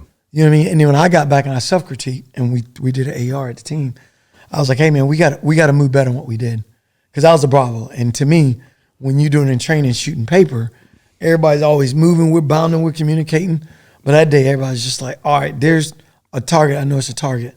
I'm eliminating the threat, and I'm just on my sights. You know what I mean? It's almost like, I wouldn't call it targeted fixation, but I was almost targeted fixation on just this area.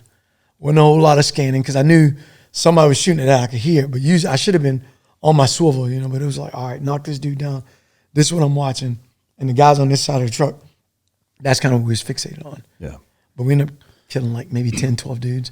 And then after that, you know, it's kind of like every firefight after that, you incorporate a little bit more. Now I'm moving.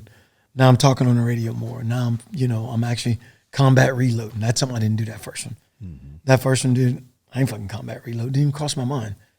It was just shoot, move, communicate, shoot, move, communicate. Then after that, we went back, started doing more combat tac reloading drills, you know, like, hey, you shoot 10, 12 rounds, you tac mag reload, you keep moving. But nah, I did none of that, dude. I remember my gun went dry and I'm like, squeezing the mushroom trigger. I'm like, oh, fuck. Yeah. Now I'm getting the gun up. Never got behind cover. Just kind of, truck's right there and truck's literally here to there. And I'm just, you know, on the other side of the hood, just freaking letting them have it. Like, but yeah, looking back at it, dude, because once we started shooting, we had to fight superiority.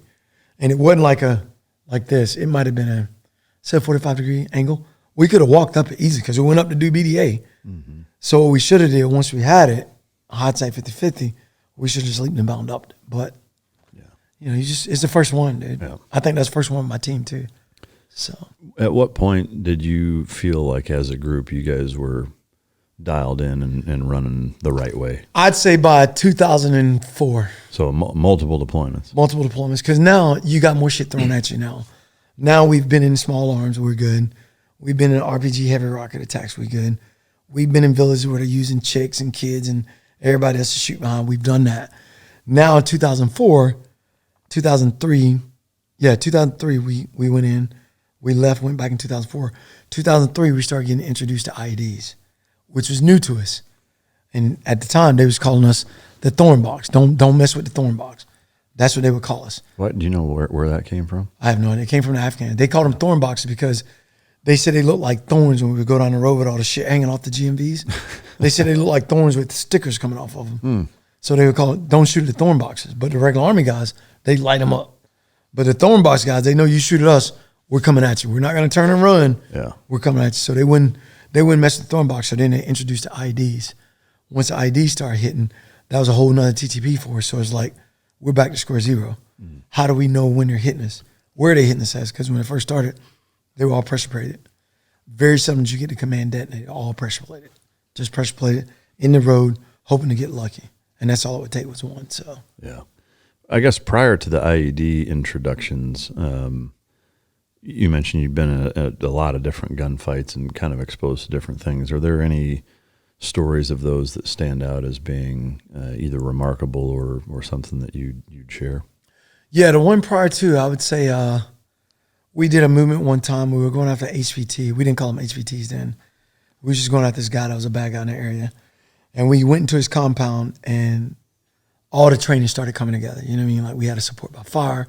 It was like one of them ones like you couldn't have drew it up any better. You know what I mean? And we thought we was going to go and grab this guy, come out, you know, be done with it. But they actually stood and fight. We killed like 23 dudes on target and we ended up killing that guy too. He fought. But we thought, intel said that we don't think he'd fight. He had like 3 bodyguards with him. 2 guys ran. They ended up getting shot by blocking positions.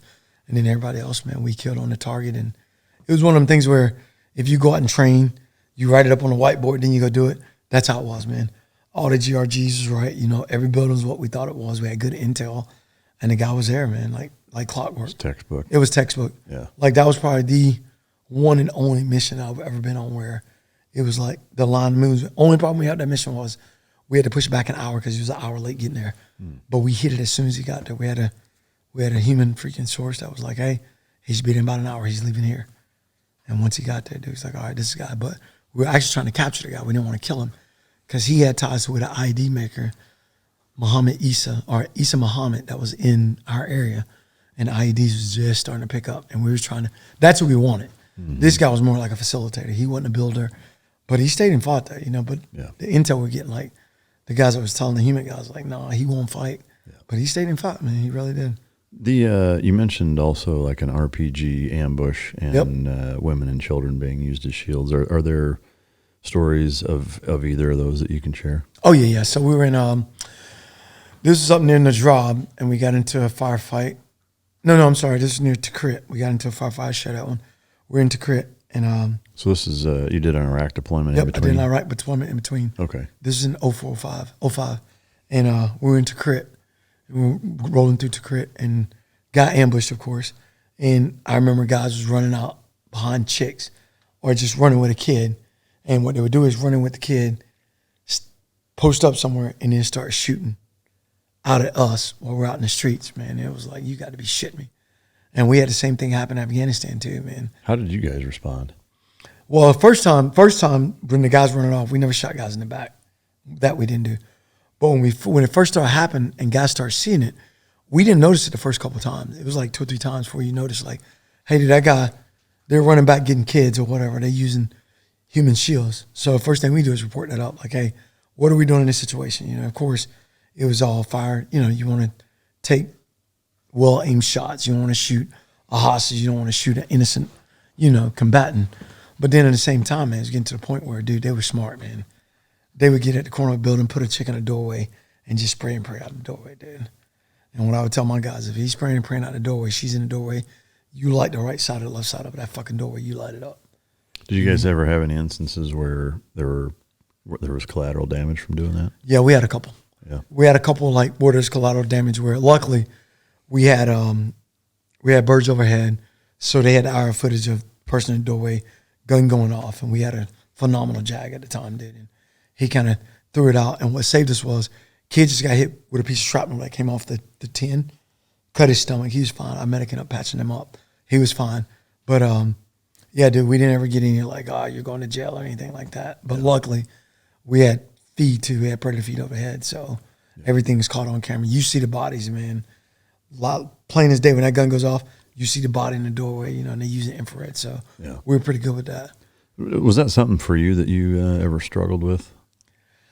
Well, yeah, I did. And I can tell you the date, actually the same date, September 23rd, 2004, when Dave got blown up, or 4 days prior to that, actually. We got in a firefight, me and Steve Cook. And TJ, the kid I got my nickname from, we was chasing these dudes down. We got hit in the wadi. We was chasing these guys in the wadi. And I popped up, and I was a point guy, and I shot this dude. It hit him literally right in the back of the head, dude. When I said in the back of the head, he was running with a PKN, and when it hit him, his foot went up in there, and he went straight back. I remember Steve goes, is that a shovel he's carrying? I was like, no, Steve, because I pride myself on vision. I've always had great vision. I said, it's a gun. So we finally make our way down there to him. The guy's probably 80, 90 yards maybe. We'll make our way down there to him to the top of the wadi. Because we popped out on the ledge like this. Steve was coming up, TJ was coming up, and I just went, they was just turning, dude. I shot him right at the turn. And Steve was like, holy shit, Johnny, was that a shovel? I was like, no, it was a PKM, trust me. I didn't say PKM, I said, no, it was a weapon. Because he's running with it like this. And I was like, first off, why is he fucking running? I was like, and in my brain, I'm going up there. You know how you second guess yourself, like, did I actually see what I thought I saw? So I'm trying to replay it. And dude, that's the longest 100 yards I've ever ran in my life. Yeah. Because I'm playing and I'm like, God, that better not have been a fucking shovel. I knew that wasn't a shovel. Because I know what I saw. I saw the bus stop. I saw the gun. And we got up there, dude. As I got closer within 20 yards, I saw the gun. I was like, thank God. So we ended up killing those other 2 dudes that was with him. We came back. We was back clearing. One guy had batteries in his pocket, wires, a little bit of money. So we confiscated all that, got pictures. And we got back to the first guy that we had shot, or the first guy I shot. I remember I took TJ was getting a picture of him. I remember I looked at him, dude, and it hit home. Because when I was clearing him, he had a picture in his pocket. It was just an old, like, Polaroid. Remember how you take this gun and it comes out, you fan it? It was one of those. And this guy looked like he might have been 24, 25, but that's Afghan years, so he might have been 50. But he had a girl, a little girl that was probably 2 or 3 years old, I'm assuming, and a woman, and him. So I assumed wife, daughter, or sister, daughter, whatever. But I assumed the little girl was his daughter or sister. And I remember, dude, it didn't affect me then. It didn't affect me no longer. Like when we be at my daughter's birthday party or something like that, dude, and I'm looking, I'm like, fuck. And even right now, dude, I can see that guy's, I can see his face as clear as I'm looking at yours. Because I know, like, and to me, I remember once I started getting ready to retire, I was sharing it with the shrink one day, and he goes, how do you deal with it? I go, sometimes it hurts, sometimes it don't. I go, he was fighting for what he thought was right. I was fighting for what I thought was right, but I'm still human. And to this day, man, I hear my young guys used to always say, I'm just ready to go shoot somebody in the face. And I would always tell them, as I got older, hey, careful what you wish for, dude. What do you mean, Johnny? I'm like, careful what you wish for, dude. I go, that's a human being that you, even though he's a combatant, even though you're fighting him, he's still a human. Yeah, I mean, the reality of it is, you know, if that happened here, you and I would be the guys running around with masks, blowing people wide open, dude. Them, you know, and because we be trying to protect our families, and that's what I try to get people to realize that war is not pretty. Yeah. And you know, and then I used to tell my guys all the time, I say, hey man, I don't sit around now talking about I wish I can go kill more people. I go, don't. It doesn't now. And I'm gonna be a hypocrite because I remember my first 3 or 4 deployments, dude. When you're invincible, and nobody's getting killed. Yeah. You're like, hey, let's go get it. I'm ready to go get it on. You know, this time I'm be, you know, hey, I got a higher body count. Everybody on the team, I'm gonna get it higher this time. But then you start getting older, you start realizing, like, look, dude, it ain't a video game no more. It's those are human lives. You mean, just like when I hunt, dude. I hunt 8 different states. Every time I shoot an animal, dude, it's something in me like, fuck, dude. But I know I'm gonna eat every part of that fucking animal too. So I know that animal's going home with me to be harvested, to be eaten.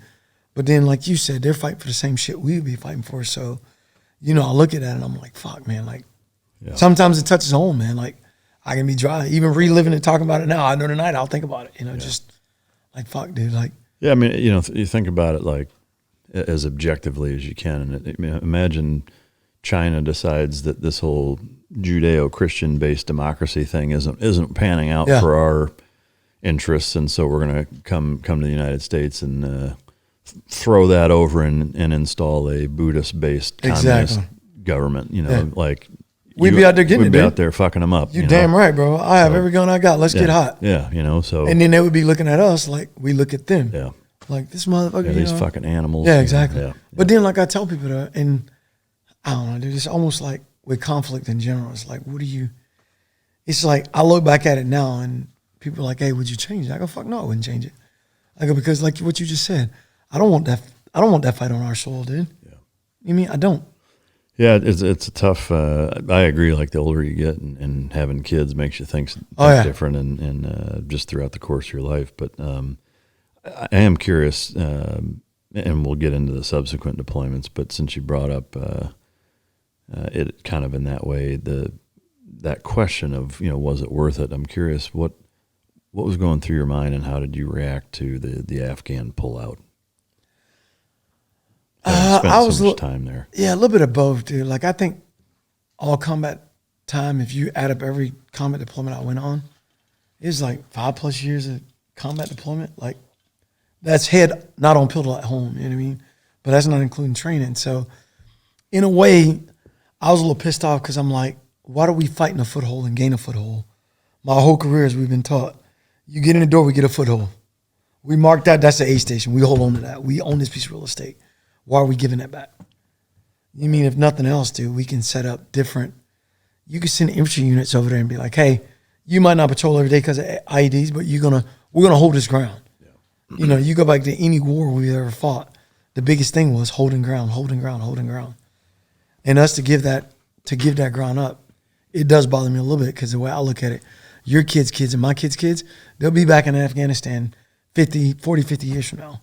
One, because I think God built that place to fight. It's like the mecca of fighting. Let's just go here and fight because it's perfect for fighting. So my thing is, if we can hold it strategically, why not hold it?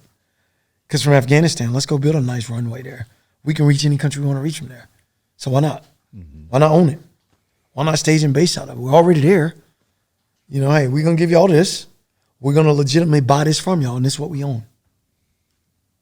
Does the fact that we left all that equipment there and pulled everybody out the way that we did, oh, that pisses me the fuck off. Yeah. Yeah, that pisses me off. Because I remember going up to Bagram. This is no lie. Driving through the gate, and I told the guy to stop truck. We got out, and there was a unit right next to us. They were taking LMTVs, the big trucks, and the RGs, putting ACOGs and aiming points down, putting a piece of plywood over the top and driving over and crushing them. What the hell are y'all doing? They're like, oh, we were ordered to crush this. So I went right to my commander, Mike Sullivan, if he's asking this. And I remember I just got blown up, so that's why I was going back up there to get my head checked out. And I asked him, I said, hey, sir, why are they crushing that shit down there? He's like, oh, Johnny, we're retrograding, or whatever the fuck they call it. We're retrograding, retrofit, whatever it was. And we're pulling back, and we're turning into VSOs and all that. We're doing village stability operations. That's it. I'm like, we're doing what? I'm like, why are we? He's like, I don't know. And I remember going to talk to our S1, and I told him, I was like, hey, sir, why don't they just set up an auction page where Joes can buy this stuff, at a decent price? Because I don't want to go buy a $600 aiming point, but y'all can put it on that page for $100, and we can coop some of that money for something. He's like, Johnny, not a bad idea, but it's too heavy to what it would cost in fuel to fly it back. It ain't worth it. And dude, I remember leaving our fire base. We left Polaris is there, all kinds of shit. Yeah. I remember leaving, dude, watching. I remember leaving and watching them pouring diesel in a gas-operated Polaris, man. I remember watching, like, what the F are we doing, dude? Like to burn it, or they were fucking it up? They was trying to fill it up. They thought they were filling it up with diesel. Oh, wow. Just like, dude, what are you doing? Yeah. I'm like, what the fuck are y'all doing? But, in their defense, when you don't know, you don't know. Yeah. What's the last day that you were in Afghanistan? 2017. What date would it have been? It had to have been like March something. It had been in March, 2017. Yeah. I guess looking at Afghanistan and Iraq in particular, how many deployments did you do to each of those? I did 10 to Afghanistan and 2 to Iraq. Man. I mean, those are staggering numbers of deployments. Dude, I know guys with 12, 13, 14, not Afghanistan. Yeah. I mean, it's just nuts. If I'd have stayed in, I would have been, I'd have probably been at 16, 17 by now. Man. Yeah. And you did North Africa and where else? Yeah, I've been all over Africa, dude, all over it. Man, as far as the Africa deployments go, were any of them actual combat operations? We got shot at a couple times. I think it was more like, you got your warlords and shit over there. Yeah. So I think it's more like initiation for somebody. You go take a couple pop shots at Americans. It was like the Somalia, Horn of Africa area. Somalia area. You get a couple pop shots taken, you know what I mean? By the time you get where you thought it came from, it's already gone. So man. So the first Iraq deployment was in 04, 05. When was the second? We invaded it. We invaded 05. We actually were invaded. Yeah, we invaded. We got home from Afghanistan. I was home 34 days. And then went to Iraq. Straight to Iraq, yeah. What? So during the initial invasion? Yep. Oh, shit. During the initial invasion, yes, sir. Yeah, man, I was there at the same time. I remember my company commander, we was going up through Tikrit. I remember my company commander was shooting at a tank with a fucking M4. Really? Yeah. So during the initial... Because the entire 1st Marine Division swept through Tikrit, and we were with them. You guys were there? We were right in front of those guys. No shit. Right in front of them. Man, we were there at the same exact time. Yeah. As a matter of fact, we left Tikrit and went up towards... Mosul? Yep, Mosul, and we took one of the palaces up there. We slept in that thing for a couple of days, and one of our guys got shot in the ass cheek. Really? You probably remember. I'm trying to remember what his name was now. Fuck. He was on the truck. He got shot from the mosque. It made it. There was that big mosque thing I made the news about. Yeah. They were shooting at a mosque. Hey, our guy just got shot from the fucking mosque. Like, what do you want us to do? But yeah. Man, what a trip. So yeah, dude, we was there around the same damn time, dude. Yeah. Obviously, the most of your time was spent in Afghanistan. Yeah. Yep. Were all of the deployments pretty hot? Yeah. Like, were any of them kind of run of the mill and slower, like during the winter, or were they all? I think I had 2 deployments was during the winter, but we always caught the end of the winter. Yeah. Just the way it worked out. That's why we missed so many fucking Christmases. Yeah. Because we get over there on December, January timeframe, February, March, dude, we're fighting. Yeah. March and April, dude, we're really getting it on. In May, dude, they're bringing everything they could. Yeah. May, June, July got a little too hot. So yeah. And they're not fighting at night. So about a 15-year period. Yeah. You did 10 deployments. Just running around it. Yeah. Did you see a progression from a Afghan and United States relationship standpoint throughout those years? Did it seem to evolve and change, or did it?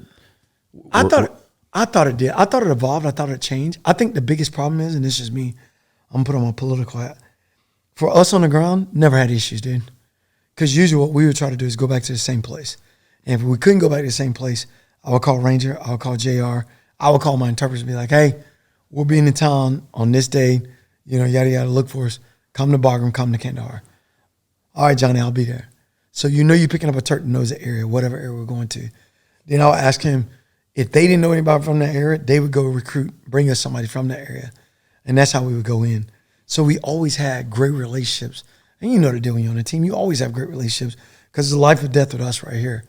I think the biggest problem we had, you know, when you start getting political is they're looking at the big part or the big picture of the whole country. We're looking at, like, right now, how do we take this piece of real estate right here? How do we expand our white space? Because I'd be damned if I'm going to get blown up, you know, 500 yards outside of the fucking wire. Because I can't go nowhere because we hadn't cleared that yet. Do you find it racially insensitive to call it white space? Yeah, I would call it black space, but then that'd be a black on black crime, you know what I mean? I'm like, hell no, so we got to call it white space. I guess we can call it caramel space, you know what I mean? Like opaque space. Opaque space, I like that. Opaque space, nice white space. Yeah. I like it. It's interesting, and I agree. I mean, I remember, you know, the time that I was in, I was young. You know, I didn't do 20 years, I did 12, and so it's just such a different perspective as a young man. Like, you just don't pay attention to really anything other than, like, right in front of you. Your piece of pie. Yeah, I mean, that's it. And it's weird now, as, you know, in my mid 40s, like, looking back at it and thinking of all of, you know, hearing all of the kind of looking back at history type of elements of Iraq and Afghanistan. And it's just, it's weird sometimes to sit around and think about it. But with that many deployments, and it sounds like pretty much all of them were geared towards the same thing. It was all a lot of direct action assaults. And, you know, that's what we're doing. Did any of them stand out as being anything totally different? No. Well, no. Later on, I'd say like the 2014, 15 deployments, they stand out because we had commandos at the time. And now we're trying to put that commando Afghan face on it. Yeah. Which, you know, that's a whole nother, we kind of screwed that pooch from the beginning, you know what I mean? Because we were like, oh, we're in combat, we getting it on, we're getting up front, we're going to lead by example. And now you've led them, and guys used to always say, they're scared to fight. Well, I don't think they're scared to fight. It's just that we did all the fighting for them, bro. Like, you think about it, a gunshot went off. I remember literally pushing my Afghans out of the way because I know I'm a better shot. Like, move, dude. Let me get in here, you know. And we trying to get our gun in the fight. And so it just, over the time, I think it evolved in the sense that now we're back at ground zero, which we should have been training them up, letting them fight the whole time. Just like with the government, I think where we screwed up in Afghanistan was, in every country we go to, we don't try to do it. We're just Americans. You know, we're going to wear our boots and jeans. We're going to be loud. That's what we do. We're badasses. And so every country we go into, like even Afghanistan, even Iraq, before I left Afghanistan last time, you see Afghans walk around in fucking Levi's. You go to Iraq, you go to Iraq and they're dressed like we're dressed, dude. They're wearing bands, like, and that pisses the elders off because now we're putting an American spin on it. Mm-hmm. Whereas I used to always say, like, hey, dude, if we come in a country, let them govern the way they govern. We're here to just help. We're here to lend your left hand with the shitheads. You guys can govern the way you govern. If y'all beat the hell out of a guy because he does something wrong, then beat the hell out of that guy. Yeah. Why are we trying to send him to jail? Dude, they just pissed me off. We would go and we would do hits. And I say this lightly. I'll tread lightly saying this. But I remember grabbing guys. You turn them over to the Afghans. We know what happened to those guys. It's their way. It's their way. But then all of a sudden now we want to say, hey, dude, we can't do that. Well, look, dude, if you want them to be the face of it, let them be the face of it.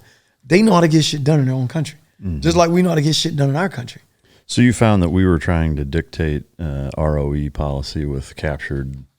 Oh, yeah, big time, dude. Like telling them not to do certain things. Oh, dude, it came to the point where, like, when I left it, like, if you went to go hit a target, you had to do all your SSO, you had to do all your. Now, instead of, like, if I came here, we got to do fingerprints. For fucking what? Do in Afghanistan, bro? Like, what are we taking fingerprints for? Well, that ain't going to stand up in court for this guy. Why are y'all taking him to court? You know what I mean? Like, you know what I mean? Guys, we took to court. We know we're making IEDs and guilty, but you take him to court, they let him go. Now he's right back making IEDs. Mm. Like, at the end of the day, but when I first went to Afghanistan, 04, 05, 06, all the way up to probably 09 and 2010, dude, if we caught guys, the Afghans, we turn them over to the Afghans. That's what we're told to do. ROE, they go to the Afghans. Would they just kill them or would they turn the screws on them? We never see them, dude. Some guys, they turn the screws on. Some guys, they get rid of, dude. Yeah. But you know they were gone. Yeah.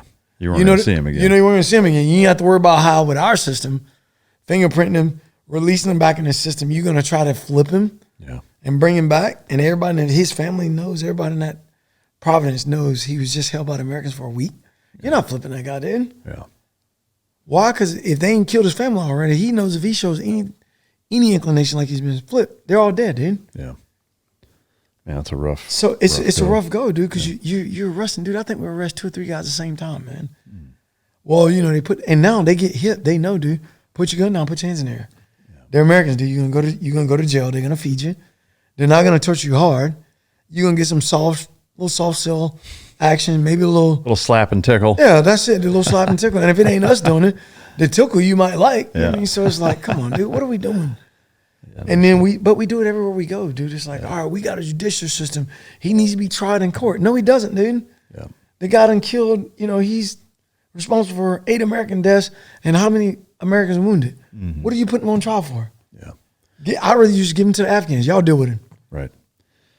Having spent so much time there and looking back on it now, kind of where we're at versus where we started, do you think that Afghanistan was handled properly from start to finish? I mean, it's always easy to armchair quarterback, but I guess, I would say it's arguably the most glaring mistake that we made is not really having a definition of what winning looks like. That's a fact. And I'm curious, being so intimately familiar with that country, I would say, how would you, let's say you're the president for that entire 20 years. What would that have looked like to you? If I was the president, I think we'd have been out of there 5 to 8 years. What would you have done different? What I would have done differently was when I sent SOF in, you got SOF for a reason. I would have took over Afghanistan with SOF, started training the forces like we started doing, and then regular army that came in, they would have came in pieces. I would have never sent brigades over at a time, you know what I mean? Because now it just became a deployment. It wasn't even combat no more. It was just deployment. You still had your SOF guys, and you still had some of those guys getting it on too. But for the most part, I would have just kept SOF there. And then I would have came in. The government would have been like the first one that I hit. Like, okay, what are y'all doing for y'all government? I don't want to change the government. What are you doing and what can we do to help? And then what I would have did, all these footholds that we're taking, you hold those. It's not we go take, we're going to go take freaking Nadrab tomorrow, but next week they're going to have it back. No, dude. I would have strategically put bases, if you want to call them or whatever, in Afghanistan that stayed there. Not fire bases, bases. Like, we're going to stay here. Then if you want to bring the regular army in and rotate them in and out, now they got somewhere to stay. They got hard structures. You're here for 6 months, dude. Get your tan on. You ain't even got to do your deployments. Just rotate them in every 6 months. And they're holding on those bases. And then that way the government can actually run. You're not having the Taliban or the Al-Qaeda come back in and be like, oh, Americans out, let's go take over. Because they're not going to fight. So if they're not going to fight, why not just put a foothold and hold it? Because guaranteed we'll be back in that country in the next 30 years. Guaranteed. So you would take kind of the same philosophy of, say, Germany and Japan post-World War II. Post-World War II, yep. Yeah. And look at that now. Yeah. No, I don't disagree. And they still got, you know what I'm saying? They still got footholds. They still got an imprint there. Whereas right now, and I would say this to all our head sheds with those big brains, when the shit kicks off back in Afghanistan again, guess what you're going to have to do? You're going to have to retake those same grounds that you already had, losing American lives. Guarantee it. But I guess from a big picture standpoint, after 9/11 happens, going into Afghanistan and doing that full bore fucking, we're doing the full takeover is what you'd have done. Oh, yeah, we needed that. Yeah. Just like, I hate to say this, and I say this for me, we need something not as big a scale as 9/11, but we need that for our country. Because the only time we come together, it's been proven in the history. Yeah, when you get punched in the mouth. When you get punched in the mouth, dude. You know what I mean? If you really want to see our country, where that real, true red, white, and blue, as Coffee says in his song, red, white, and blue, and on the shirt, the only place or the only time I can think of ever is every time we get hit in the mouth, dude. Yeah. You hit us in the mouth, I don't care where you're from, I don't care what color you are, I don't care how much money we got, we're coming to whip some ass, dude. And we're coming together. Yeah. You know what's interesting is the scale that takes place. Oh, yeah. Is that like, and I get that this is a movie and you can chastise me in the comments, but Independence Day. Oh, yeah. Like that's not inaccurate. It's like if it's an alien force, now we're bonded with Middle Eastern, like the entire, if you're a human being, you're fighting together and you're united, kind of as one. You can go the other way too, is that even here in the United States in peacetime, like Marines are fighting sailors, gangs fighting each other on the streets. It'll always be, because you always got those people out there that want to cause chaos. Yeah. Well, and I think there's a certain component to human nature that needs something to be against. Oh, yeah. Something to fight for Agreed. or against, or Agreed. there's got to, because I think at the end of the day it boils down to purpose. And we got to have it. Yeah, you got to have something that you fucking believe in. Yeah. That's dangerous. It's exciting, or you're just bored and fucking miserable. It's a weird dichotomy. And that's like me, dude. Like being SF guy, third group. I think I'm the only black guy on my team for like 5-6 years. Really? Oh yeah, I was Get probably the some only shirts black guy in made the up or company. anything? Yeah, I tried to. Man. I tried to give me some like GMFG shirts and shit, man. Like the Token black guy. The only, and then put token on the back. And but that's just it though, man. It's like just like with our country now. It's like I was telling one of my buddies the other day. I was like, dude, they blow race out of fucking proportion, dude. Yeah. Like some of your funny jokes are race jokes, and if you can't laugh at it, you need to go look at yourself. Yeah. I'll be like, that was some funny shit. You say what you want to say. You know what I mean? Like, I don't give a damn. But that's like where our country's, like you just said, we all got to have a purpose. You mean like, oh my God, this just happened, that just happened. Well, was he right or wrong? He was right. Okay, then be done with it. He was wrong. Okay, be done with it.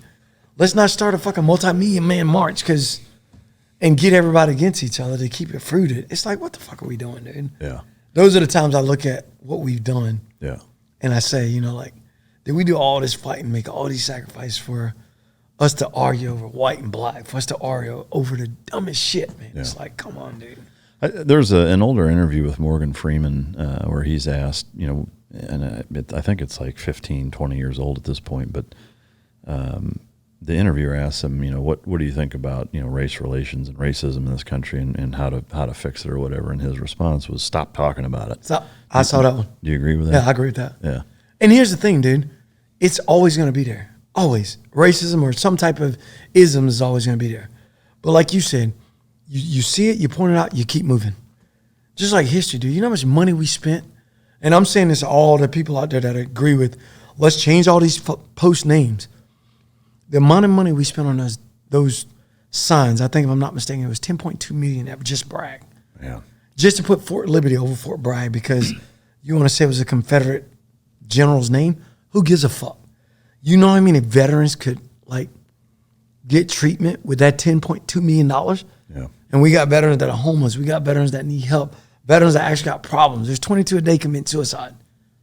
But we rather argue over a fucking name of a base. Come on, dude. Yeah. I agree. But the same people arguing, they'll drive right by that veteran on the side of the road. Yeah. But you know what? Here's your purpose. Here's your, oh my God, I can make my mark. Oh my God, I can, make people feud just because, oh, that was a Confederate general that they named Fort Bragg after. Who gives a damn, dude? Yeah. Who cares? It's a name. Mm-hmm. I can care less about that, but the money you're spending, let's put that to better use, man. Yeah. Yeah, I mean, to me, you see the race-baiting politics and, unfortunately, like with other things in politics, whether it's abortion, whether it's, it used to be gay marriage. Now it's not even really an issue anymore because it's pretty widely accepted. But, it's these distractions that keep people fucking divided and not realizing that the man's fucking everybody over. But here's the thing. If they don't keep us divided or try to keep us divided, they don't have a job. Yeah. Yeah, that's their whole thing. They don't have a job, dude. You do not, just like, if we get attacked tomorrow, and Johnny Glenn's president, I'd be the best president ever. Why? I didn't do shit. Y'all just came together because we got hit in the mouth. Oh, the president's awesome. Well, the president didn't do shit. All right, what do y'all think we should do? Go kill him. All right, let's go kill him. Yeah. That's awesome. President took action. No, I didn't do that. I just did what y'all wanted me to do. Like, come on, dude. I work for y'all. Yeah. And they don't look at it like that. I think up to the head shit. It's like, keep people divided. It keeps me a job. It keeps me going. And it's like, the shit that we argue with, the shit we argue in our country, dude, it's like. Oh, it's crazy. And then what pisses me off is you got other third world countries looking at us like, they can't even get their shit together in high school. Yeah. Like what are we arguing? Like, it's crazy, man. Yeah. Yeah, I agree 100%. When you see, I guess specifically the things that are taking place in Ukraine and Israel, Gaza, et cetera, do you think the United States should play any role in either of those? I think they should, and I think they shouldn't. That's where I think the politics should come in at. Politically, we're going to talk to their headshed, see where they want to go. We're going to talk to both sides. We're going to try to make you, and me personally, if I was up in politics or if I was in a position like that, I would look at U.S. as being a mediator. So I would bring in a husband, bring in a wife. America, we're neutral, dude. We're in the middle. He's asked for this, he's asked for that. I'm going to ask you to give him this, I'm going to negotiate with you guys. Because what I don't want is that shit on my soul. Mm-hmm. And sooner or later, like I tell people, if you're the big bad wolf, it will end up on your soul. Yeah. And when people are like, I don't think we should be over here. I don't think we should be over there. Well, you say we shouldn't be over there, but at the end of the day, it will come to us. Whether it's oil, whether it's, because if you turn your back on everything, keep turning your back, it's going to be like places in Africa. There's pockets in Africa where you got so many damn terrorists in there, dude. Like, they're owning a place. Why? Because nobody's going there to do anything. It's like a hornet's nest. If you don't mess with it, it continues to grow. Yeah. So once you shake that motherfucker, you got hell on your hands now. So I guess the follow-on question to that is, if we're using the kind of the mediator analogy, is that, where do you draw the line of a mediator helping one side versus the other? Let's say supplying weapons and funding to Israel, but not Gaza. And this is me playing devil's advocate. Gotcha. I'm not saying that I disagree with it. I'm just curious what, in that same mediator tone, and same with Ukraine, like we send quite a bit of money and munitions and military equipment to Ukraine. Is there a limit? Do you think that's good, bad? If it's okay, at what point do you say, okay, that's too much? And also, is there any red line for you in either of those places if you're running the show that you think U.S. boots on the ground is warranted and okay? I think to answer the first part of the question, I would say I would go in as a mediator as, hey, dude, we're here to mediate. No ifs, ands, and buts about it. We've fought enough wars. We're not trying to fight. Now, if it goes to that, that's on you guys then. I'm going to say we have no qualms with it, but during that mediation, you come up with your rules of engagement right there, dude. We're not targeting kids. We're not targeting schools. We're not doing the shit you saw going on in Israel or the shit that was going on in Ukraine. We're not standing for that. And so basically, I'm telling you right now, if you're going to be blowing up kids, now you got a problem with us. You mean now I'm putting boots on the ground and I'm fucking you up, period. So, I mean, really, in both cases, then, if you were running the show, you'd have boots on the ground at this point? Yeah, I probably would, yeah. Probably before it got to where you're killing innocent people, dude. Like, at that point, and people can say, oh, we shouldn't get involved. Yeah, dude, but as a human, how the fuck do you... And that's what kills me about people. People say, and I don't want to get all religious and philosophical because, over the years of shit we've done, religion kind of goes up and down. One day it's up here and it's down. And I write God a note, don't come in your house, don't come in mine. All right, God, I'm here to talk to you, But negotiating. Yeah, I'm gonna negotiate with you because look here, dude. I know I did some jacked up shit, but hey, give me a chance. You know what I mean? I did a good thing yesterday. So, but what I was getting at is that it kills me. Like people say we shouldn't get involved, we shouldn't do this, we shouldn't do that. But the same people that say that are the same people I see that I drive down the road, damn near cause a traffic accident to get out and help a dog hit on the road. But a human being, a fucking human being that probably fought for your country, you drive right by him when he's in freezing cold weather with no food. Mm-hmm. And the same with the high power. And I'm not trying to get all religious. Same with the high power. I watch people treat a man like shit that I can see you, I can touch you, I can talk to you, brother, you're right here. But I watch them go way above and beyond for a belief that they've never put eyes on, they've never felt it, they've never touched it. They'll give 10% of their tithes that's going to the building fund of the church, even though the preacher's driving a fucking $100,000 vehicle. They'll pay their tithes, but yet you got people out there that's starving that you won't help. Mm-hmm. Joel Osteen. Yeah, exactly. Yeah, exactly. Yep, there you go. Thank you. Yeah. Private jet. Private jet Joel. But you know what I mean, though? It's like, how as a person, and I'm a country redneck, bro. It's black or it's white. It's in writing or it's not. I either see it or don't. And that's just the way I live my life. You know what I mean? Now, I think there's a high power because I was raised a Southern Baptist.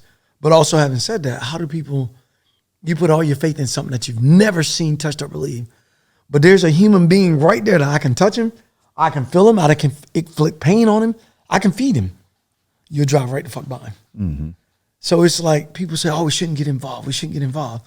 Well, how can you be that person that has these beliefs of a greater world, a greater power, a greater human, but you can watch another race do that to this race? Like, I just never understood it, man.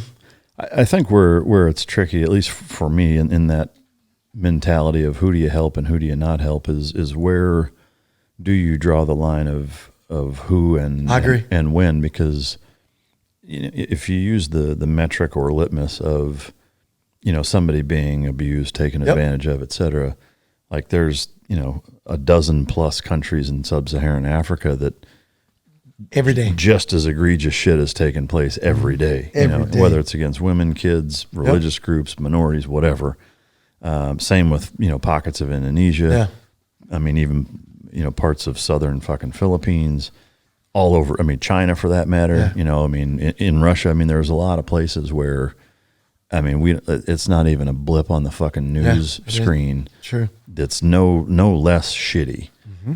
So I guess in that same kind of mentality of we can't do nothing, who do you decide? Because we can't help everybody. We can't help everybody. Yeah, so you're right. Because to me, you could use, and I think it's apt to use the same argument for legal and versus illegal immigration is, like the sinking ship analogy is that if there's so many people drowning and you just keep bringing them on your ship to the point where you sink the fucking ship, like that will happen at some point, and you're seeing that, on our southern border now, but kind of all of those things together, how do you rationalize that? I don't know, brother. Yeah. It's one of the ones I think I put it on a map, and then I know this sounds shitty, but you also got to look at what countries, I guess, loyal to us, or what countries, I hate to say it like this, fuck it, what countries can give us more bang for the buck, if that makes sense. Or I guess what impact? What impact is going to have? Have? Exactly. Like if it's zero impact, you're probably less likely. Less likely to step my foot in there. Even though I want to, but if I can send my guys over here, do what I need to do over here, and I got something left in reserve, I got you. I will send what I got. To me, I appreciate the honesty, and I think that's one of those uncomfortable truths that's just the reality. It is. Like if you're being realistic enough to say, we can't help everybody, okay, but we can help some people. Yeah. If you can help some people, you should. Again, I'm just asking the questions. I'm not giving an opinion on it. But and also, what are you doing for me? All right, so back to some of the foreign policy stuff. We talked about Afghanistan. That same question, but Iraq. Mm-hmm. I think we went in Iraq with the right intentions. I think with Iraq, where we went wrong, in my personal opinion, it all goes back to we're Americans. This is how we do business. You mean? Because Iraq is not like, I put Iraq a little above Afghanistan when it comes to political parts and stuff like that. Like as far as being justified? Or? Yeah, being and having not really a judicial system, but they got something in place. You know what I mean?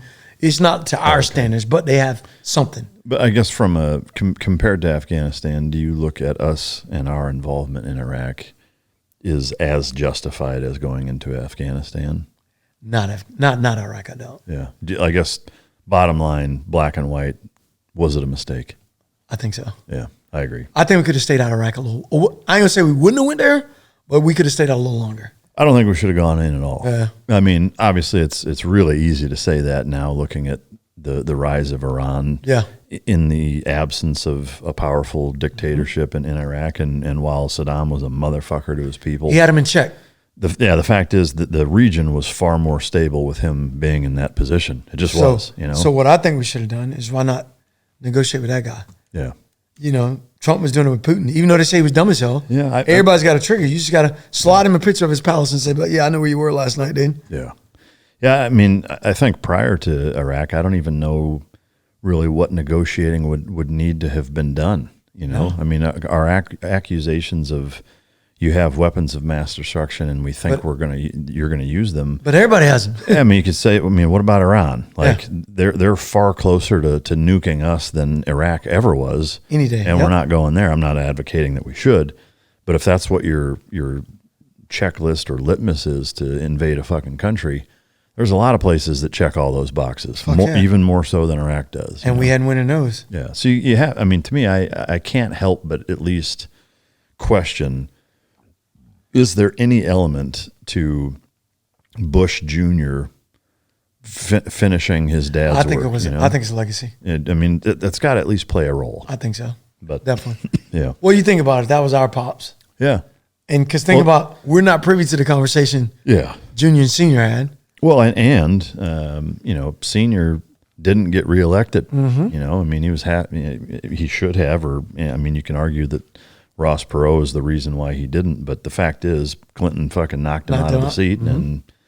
And I don't know how that doesn't at least play a role. I'm not saying it's necessarily 100%, but it's but you go in there bitter. I would have went in there bitter. Yeah, or it's easier to justify going in, because you have this bias. Oh yeah, I totally agree with that. Yeah, I would have done.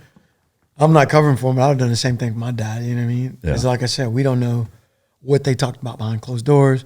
We don't know how much because that aged his dad a lot, dude. Yeah.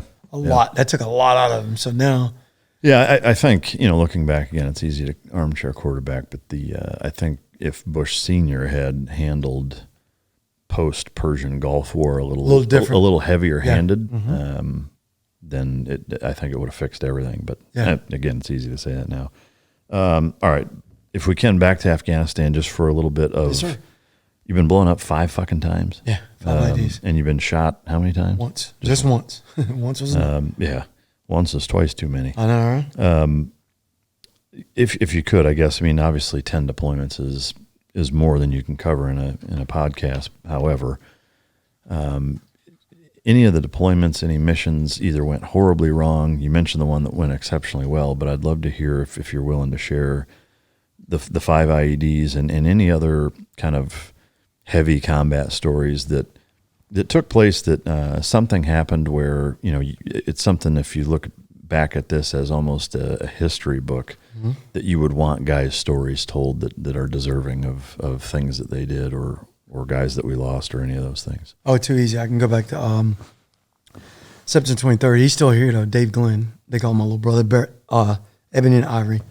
We had an IED, and he just had an anniversary, 2 days ago, I think it was. I sent him a text, like, hey, happy anniversary. But just a bad day, brother. We were actually taking my truck back. So we went into Kandahar like 2 months prior, went to go get Licks and Chewies, and our Charlie had an in with the lady at the PX, so she would always give us like the new, whatever the new hotness was Oakley's or Benchmades or whatever. She'd always be like, hey, I got you guys these new things just come into the back. We go in back, get all the stuff. So we went in, we got the stuff we needed. And I remember walking in PX. Don't ask me why, dude. They had 2 racks of thong panties, cotton panties. It's like, what the fuck they got thong panties in Afghanistan for? We're in fucking Afghanistan. Because we were out in the middle of fighting a war every fucking day out in the Wild Wild West. Same reason they got tampons in men's bathrooms. Exactly, dude. Yeah, exactly. So what I did was, me being the man I am, I'll probably go to jail, but I bought all these tampons, I bought all these freaking these cotton panties with the op fund, every fucking one of them. No, it ain't on there. So yeah, y'all can take me to jail. It's been 7 years. I'm good. I bought every one of them, dude. So I taped them on my truck and stenciled across my truck. I got pictures of shit. I'll send it to you. It says the panty dropper. Dude, that's awesome. So we put it all over the truck, dude. And I would sit when we were driving. I would sit right up on the top of the Humvee like this with my hat on backwards. And I went and bought these beads. You put a hat on. It's got these dreads beads coming off of it. And at this point, we're just running amok doing what we want to do. But I remember buying all those. And there's a panty dropper. Well, we took my truck in to get it. My transmission was fucking up. And Dave was like, hey, you want to ride with me? I was like, fuck no, I ain't riding with you, dude. You can't even drive. And if any of you guys going to get blown up, motherfucker, it'd be you. Yeah. Because he would always be like, when he drove, you just knew, man. Like, it's just some things you knew, you know what I mean? Like, IEDs was his worst, man. He's a warrior. He would fight. He just didn't like the IEDs, man. And we was driving back, going back to Firebase Sweeney, brother. And I remember we came out of the pass. I won't ever forget it. We called it a pass. It was right where 3 SF guys got killed before, and then you go through the pass. The pass is about a 30-minute drive. And it's all uphill, twisty roads back and forth, dude. And you'd either get ID before it or right in it. But once you get through it, you'd be like, take a deep breath, like, all right, we're out of the pass. And I won't ever forget, I was sitting on a tough box. I was riding on Troy's truck. Dave was right behind me, and he had just asked me to ride with him at Kandahar. I was like, nah, dude, you can't even fucking drive. So we're driving back. I'll never forget it. We get through the pass, and every time we would drive through, I'd always look down, and you would see the burnt black mark. And it was like if it was a wall, like a team, you would hit the wall. I remember every time I drove by, I would look down, and Chief Price died there. I would look down, Chief Price, Ergerson, and there was another guy. Fuck, I forgot his name. But they died in that spot on ID. I would always look down at it like, brother's not here, you know what I mean? Get your shit together. And I'd always lock in right there, dude. I mean, like dial in, sit up on the truck, and I won't ever get it. I put one earbud in, and I turned my radio on, and it was DMX was singing some song, dude, and I just got angry. I was like, what the fuck? And usually it's just country music playing, but I had a genre of everything. We get to the top of the pass, almost off. That I didn't listen to about 4 or 5 songs. Then we're out of the pass. I was like, thank God. Pull my radio out, pull my speaker out. And when I was in the pass, it was always, if we got hit here, I'm doing this. If I was going to hit you, I'll hit you from here. and I'm going to do this, and I'm going to do this. So the whole 30 minutes, dude, I'm just war gaming what I would do. We got out of the Pass again. I pulled my headphone out. I was like, thank God, dude. Got my Pelletier still going. I'm looking, driving. And all of a sudden, man, out of the corner of my eye, I catch something going up in the air. So what the fuck is that? I look. And as soon as I look up like trying to look back down, his truck just blew. Just black smoke. It was gone, dude. I was like, holy fuck. And I yelled, stop the fucking truck. And as I'm jumping off the truck, Troy hit the brakes, so it throws me off the, just doop, doop, hit the truck. I roll over. I'm running back towards Dave's truck. I'm looking. They're probably good 20, 30 yards behind us now. I get back to him, dude, and I'm trying to get through the smoke. I almost shot my team sergeant. He come out with his gun, dude. Tony, he was all messed up, blood running out of his face. And he's pointing me, like telling me to go back to the truck. So I grabbed it and I was like, go to my truck. And it's just a cloud of fucking smoke. So I'm pointing at my truck to go to my truck. He turns around and starts walking right back where he came from, dude. He was delirious, man. I grabbed him and shook him. I can't believe you survived it. Oh, yeah, dude. Everybody survived it. I said, go that way. He had a big cut coming right across his face right here. He's just bleeding. And I remember when I got through, the smoke started clearing. I'm slowing down, going through it. And I'm saying to myself, God, please don't let him hit us. Because right now, dude, we got a truck and the only thing in my mind is we had Cody, Dave, and Aaron Dawson in that truck. So we got 4 guys in that truck. And then it was 5 guys in front truck. So we only got 9 guys on the team right now. And we're probably about 1.5 miles, 2 miles from the fire base, but we got a team there. So they're already QRF and getting ready to come to us. And fucking, I remember trying to let dust out. I can't see shit, dude. I'm looking. And I remember looking down. I saw Aaron Doss, like right there. And I'm looking. I'm like, Aaron. He said, fucking word. Dude, he's gone. Cody didn't say nothing. I was like, you gotta be fucking kidding me. And then I look in the truck, man, and the dash is sitting in Dave's lap. And he's just laid over like right here. I was like, I got on the radio. I was like, Steve, we need a medevac ASAP. I go to Tony, make it out. He said, Troy's with him right now. I say, we need to call him a medevac right now. I go, I think from what I see right now, we got 3 KIAs. I'm checking. He said, all right, I got you. And then all of a sudden, Doss, he kind of shook a little bit. And that motherfucker, when he jumped up, he was ready to fight. He jumped up, drew his pistol, man. He's just pointing at me, dude. And I'm like running. It looks like some shit out of a movie. I'm like, do I shoot this dude, man? Like, what do I do, dude? And I saw no eyes, dude. It was just white. It was no pupil, no nothing. It was just white, dude. He was just waving like this. Just waving. I'm just like, literally here to the camera, just like, what the? Like, and in my mind, I'm like, shoot him in the hand, Johnny. Shoot him in, like, that's all I'm saying. Shoot him in the hand, shoot him in the hand. I'm like, shoot him in the hand, shoot him in the hand. And he's just waving his 9mm, dude, like right here. Just, it would go up like right here, and then he'd bring it straight down, dude. Up, and then he'd bring it down. And I think he just was trying to get his balance when looking at it now and thinking about it, I think he was just trying to get balance. Because he just kept doing like right here, dude. I remember I just went up to him, and I was like, wham, and just knocked him right back out, dude. Right back out, dude. You punched him? Yeah, I hit him with the gun. I was like, he's done. Shit. Knocked him right back out. Then Cody got up, and Cody just sat. I'll never forget. Cody sat like right here. He just kind of put his hands down. He was just totally zoned. I'm like, Cody. And then all of a sudden I heard Dave. Dave said, Johnny. I turned around. I was like, oh shit. And then I touched his shoulder. And I leaned him back, dude. He leaned back, and he goes, I'm hurt. I could do you. Ain't hurt. It's just a scratch. Johnny Glenn's got you. That's exactly what I told him. I said, and then I was like, Big Bro's got you. I wish I'd have brought the letter he wrote me when he got to Walter. You lying black. It went, you lying black piece of shit, son of a bitch. You said I had a scratch. And then he lists all his injuries, dude. And he had probably had 100 surgeries already. Yeah. But he ended up losing both legs. I threw away his left nut. No shit. I swear to God, dude, his left nut. As soon as I saw it, bro, because I went up to him, I opened his chest. He was lucky, man. He had his plates on. Nothing from here up. Wow. Nothing from here up. His pistol was in his plates like this because he was a driver. It came up and hit him right in his sinus pocket. So every time he would breathe or say something, blood would squirt out, just right out of his sinus pocket. And then he had oil all in his eyes. It messed up his left retina, I think. His ring finger, both legs, left nut, and then he lost like 13 teeth, I think it was. Damn. Yeah. But, dude, I pulled him out of the truck. I'll never forget it. He had a piece of shrapnel going right through his right leg, about yay long, all the way through his leg. I looked, I was like, fuck. I said, hey, Dave, and just snatched him. It just cut clean through his calf. And Dave had tree trunks, brother. And I remember when I opened his vest, I didn't see nothing. I saw what looked like a stain on his pants. So I unzipped his pants. I ripped it open. I was like, holy fuck, dude. It cut his leg from his knee, went straight up the inner thigh. And Dave's thighs, I'm not lying, they were probably this big around. He had massive legs.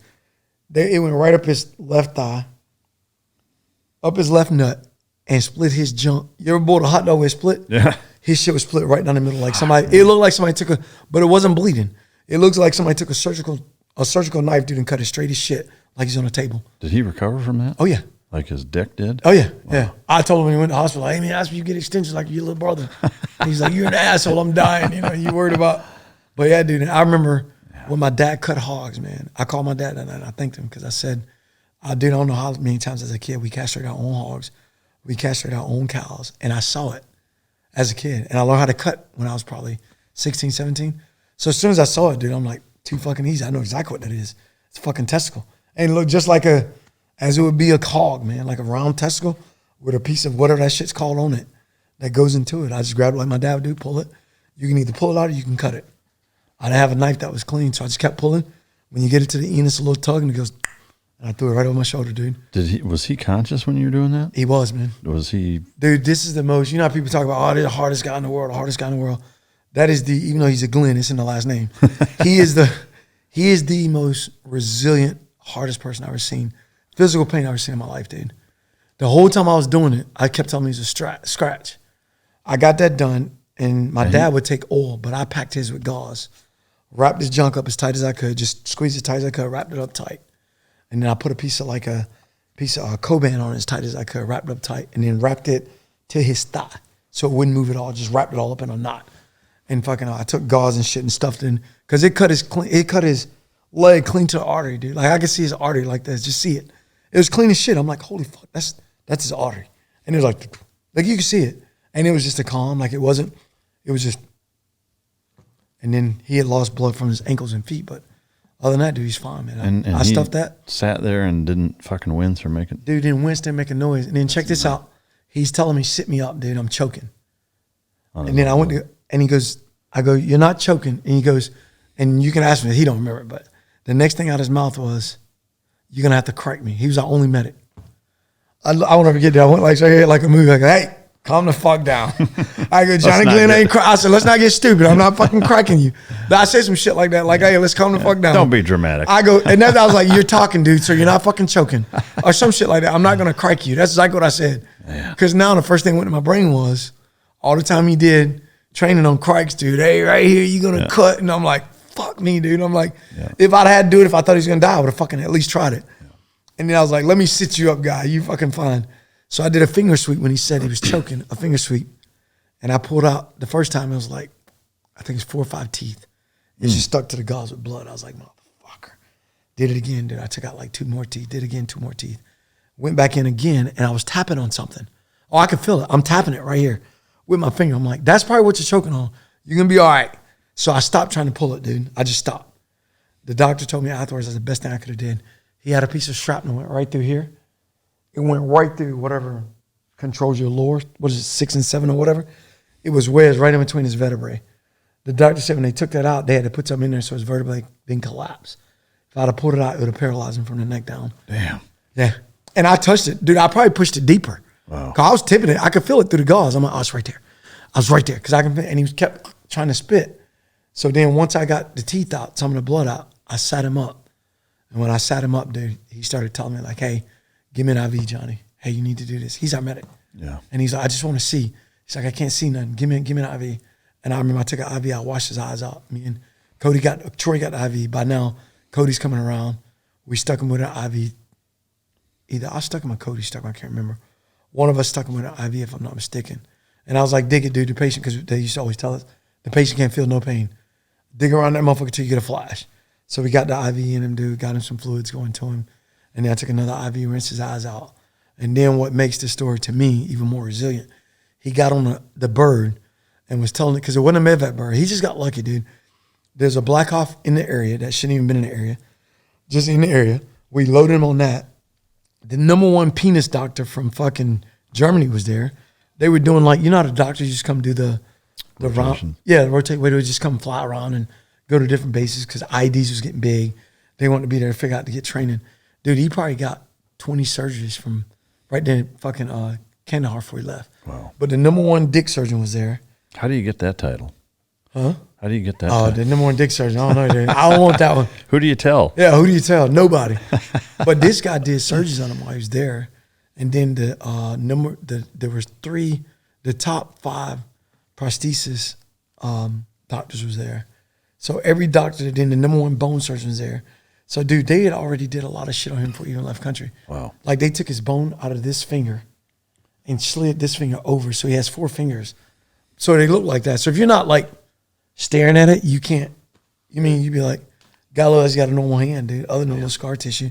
Yeah. And he's got a little scar tissue in the face. They cut his head open. But I remember, dude, we put him on the bird. Me and Troy Letier, I'll never forget it. We looked at each other and we goes, he ain't gonna fucking make it, dude. I said, no, bro, he ain't gonna make it. His fucking head, by the time he got on that bird, when you know you take your ID picture in Germany before you leave, his head was 2 inches outside of the picture. Damn. It was just from trauma where it hit the swollen? Oh, dude, it was horrible. When he left us, man, it was just no teeth in it.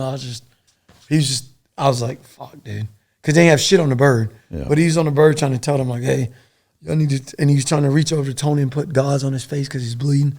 So he was still, had his wits about him, man. So, but yeah, that was one of the missions that totally went to shit because we were just taking a truck back. We weren't going to do a direct action. We was taking a truck back. We were on our P's and Q's. It was supposed to have been an easy drive there and an easy drive back. And we ended up stopping somewhere on the route because we had to stop because one of our sergeant majors wanted to do something. I can't remember what that was. But yeah, dude, it's one of them stories that, and to this day, man, it's crazy. I never dreamed. 2 nights ago, I dreamed because I always dreamed that, dude. Like, it's one of the things, just looking at him, seeing him like that.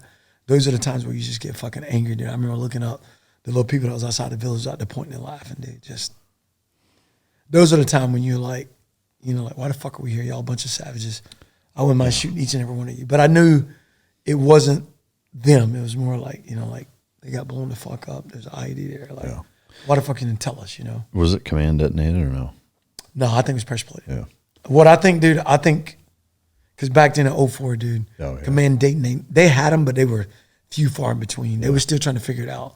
So there wasn't a follow-on ambush or anything whatsoever, dude. Yeah. That's why I think, and to be honest with you, I don't even know if it's Taliban. It could have been a Russian mine, dude. Yeah. Because our truck drove right over that motherfucker. Yeah. We drove right the fuck, because we stayed in tracks. Yeah. And this pass, dude, it's not, you go left, you going off the side of that motherfucker anyway. So we had literally just got out of it. It got flat. Then there's a village up ahead about 300 yards. I assume he was medically retired. Yeah, he did a little more time.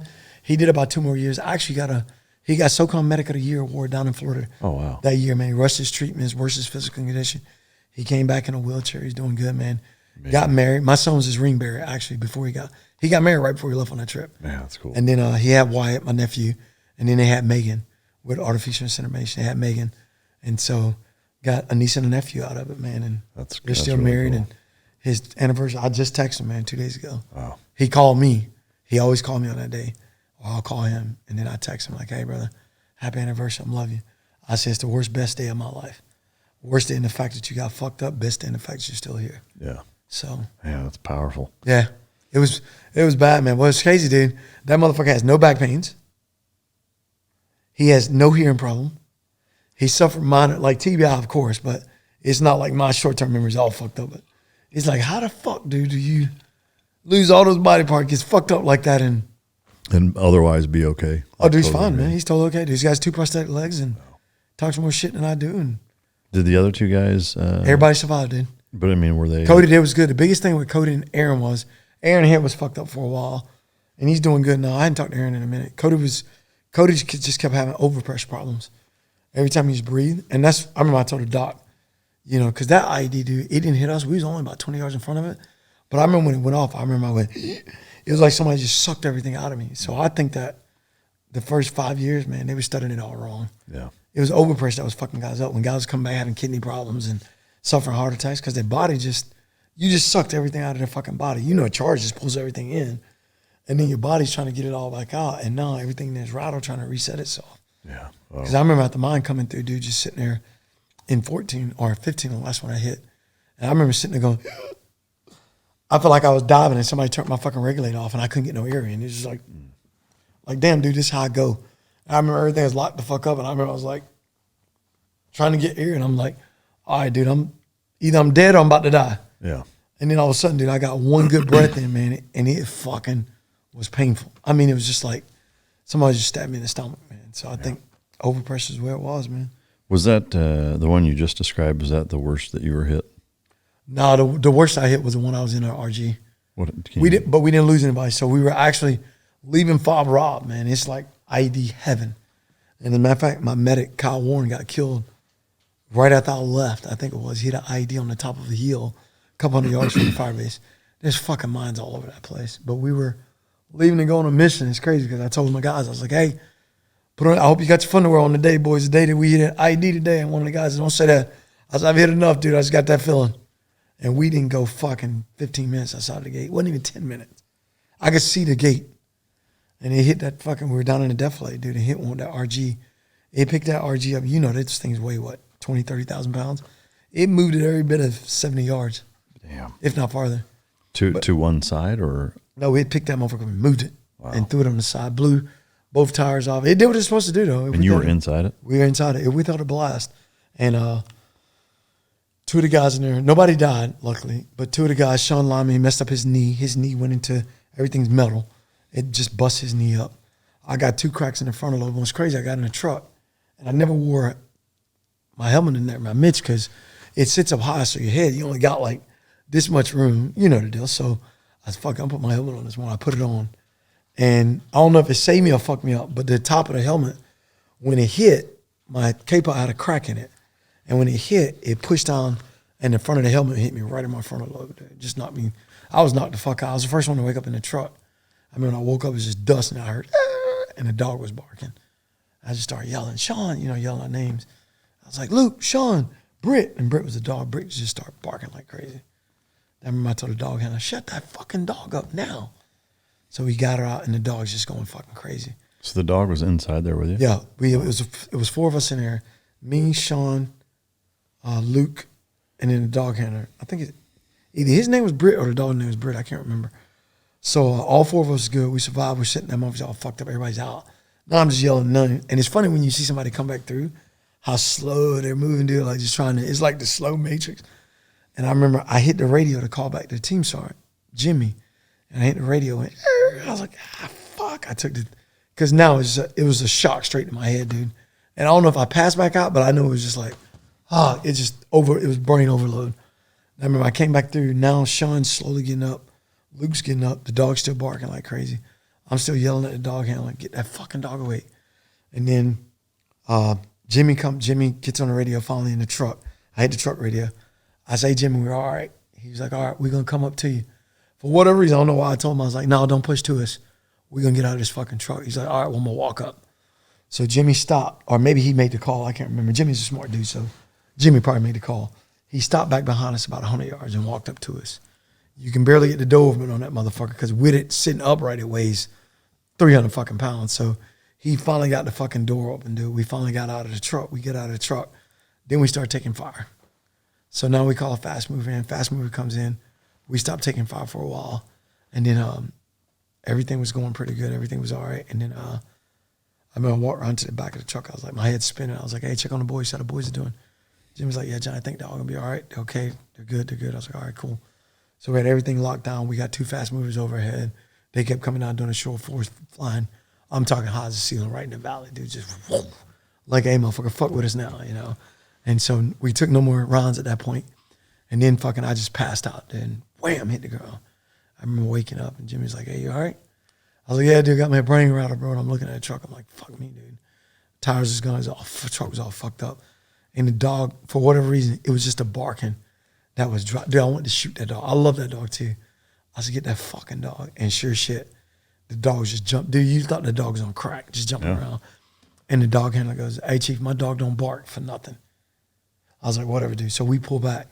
Do you know those fuckers had about 200 pounds worth of explosives, daisy chain right where our truck landed. Oh, shit. Yeah. Wow. And it didn't go off, dude. We got lucky. Man. Didn't go off, bro. So we slightly pulled our ass back. I was like, get the fuck out of here. Yeah. We backed up. We called in a fast mover. He dropped the ordnance on the truck. And when he dropped the ordnance in that truck, bro, you'd have thought it was 4th of July. We heard about 6 different secondary explosions. Blue, blue, blue, blue, blue, blue, blue. We were like, holy shit, how many did he drop? He was like, Beast A2, Beast A2 only dropped 1. We were like, damn, or Beast 314. I was like, damn. He dropped 1, dude, and we had like 6 or 7 secondary explosions. That's crazy. So when we got back to Firebase, dude, I called everybody knew. Send me treats for this fucking dog, because Our whole ODA should have been killed, dude. Wow. We was right there in the kill zone. We only backed away from the truck, maybe 75 yards of where they were parked at. You know, it's I would say kind of amplifies the incredible nature of that story with the dog is that, you know, if he was in there and you know how sensitive their ears are to everything, like to get blown up in that same fashion to where it's knocking you guys out and ringing your bell to the point where, you know, you're not really thinking straight. Yeah. And to still have the wherewithal to do that's fucking remarkable. Dude, that dog, when I say he sat down, dude, and went like he was on crack, he was just fucking spinning. I thought, in my eyes, he got his head routed too. Shut that fucking I'm dog sure up. he did, you know, but he was still on it. Yeah. He was still working. Yeah. And he was a, I might be wrong, and if my buddy see this, call Mike and tell him the truth. He was either Australian Shepherd mixed with Collie. Because I remember when I first looked, I was like, that's a fucking bomb dog, dude, really? So it was just a single-purpose dog. He was a single-purpose dog, but he was smart as fuck. When I say smart, he was batshit smart. Really? He's single-purpose bomb dog, because that's when we started Yeah. incorporating. We started getting a lot of IEDs, dude. No And shit. he was on it. Boy or girl, I can't remember. Yeah. But it was on it. The dog was fucking on it. Wow. Yep. Did you guys take a dual-purpose dog? Do you have any good dog stories? We did. Oh, yeah, we did. Matter of fact, we just retired one. The name was Britt, too. What, year before last? Matter of fact, Seth just posted someone. If you get it, I got a picture on Instagram I want him to get. It's us with the dog, and we got the dog eyes blacked out, and we're behind it like this. I think I've seen that. Yeah, you probably did. So, Yeah. dude, that picture had so much traction. It floated around everywhere. It's just a great picture, man. But his eyes are blacked out, and the operator's on. It's like, we got to protect the dog. Yeah, but he's one of the dual-purpose dogs. Yeah. I don't know how they train him, dude, but those dogs hated Afghans. Well, yeah, I mean, it's a contextual thing. I mean, it's a scent or odor thing primarily. But any good dog stories? Other than that, man, Britt, the dog I'm talking about now, dude, that dog, well, that was a shepherd. Well, not the collie, but the shepherd, a different one. Britt was just one of those dogs that, dude, like, every mission we went on, you wanted that dog. Yeah. And Britt was, Seth was her trainer. He's still in. But he was just point, dude. And Britt would just go to fucking work. Any of the dual-purpose dogs get any good bites? Yeah, they got a couple good bites on people, yeah. We had a couple guys that were running off targets, you know, whether with the gun or whatever. And yeah. Dude, that thing's a missile. We call it a meat missile. Yeah. Dude, I've seen them running, bro, in just 10 yards, dude. You see them just fly. Like, they just know how to time it where as they're falling, just wham, lock in, dude. It's like, damn. Yeah. And you're like, all right, get him up. What's the cue word? Hold on. Hold on. A little street justice. Let him get a little street justice. I said, let him shake him a little. Let him get a little street justice right here. Yeah. That's great. Yeah, dude. They're great animals, though, man. Yeah, for sure. And what they go through is just fucking phenomenal, dude. And our dogs knew, like, we had spots in the trucks. But it amazed me, for people that don't know, how those dogs are such a part of the team. Yeah. Like, we eat dinner, dude, they sit at the table, you know what I mean? Or they'll go eat their food. Yeah. They get done, come jump in somebody's lap and just hang out. Every now and then, if you got meat, you might give it a piece of chicken or a piece of steak, you know. But we baby those dogs to death, man, you know. But when it's time to work, they get down. Oh, dude, I wouldn't be here if it wasn't for those dogs. That trip, man, I bet you that dog found over 100 IEDs. Really? I think we had a tally at like 120-some IEDs. Man. And every time she sat down, dude, we'd be like, oh, shit, dude, sitting up there. Then it got to the point where the tail would wag, dude, we back the fuck up, dude. Yeah. Like, back up. That's amazing. I love it. Oh, yeah. That's super cool. So, all right, so the IED stories, can you share the one where you got shot? So we were in Afghanistan, of course. We're going to do a mission, dude. We're coming up on a village. Get up to the village, and this is one of those ones where they had the big doors. We're going out there now. It's HVT, so it was just 10, 12 or something like that. Now we got cars and shit with all these fucking people on it. And we're going out this HVT, or you're supposed to be in the area. So we were hitting this compound where we thought potentially be there. And we're easing up to the compound. And as soon as we got to the compound, we got about 50 yards out, man, if that, 25 yards out. And fucking one round came through the door of the compound.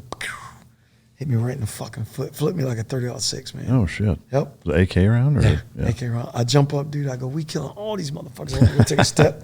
Fell right on my fucking face, dude. I was like, motherfucker. I'm looking at my boot, and foot instantly swelled up, and I could feel the blood in it. I was like, motherfucker. And my guys were helping me up. I was like, get the fuck off me.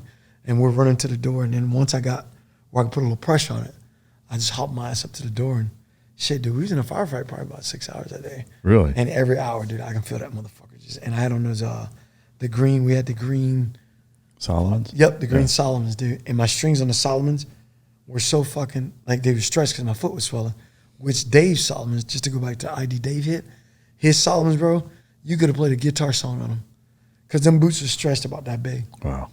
Just from all the overpressure in his foot, man. His foot, no bullshit. His ankles were as big as his thighs, man. Yeah. He knows shit had ankles.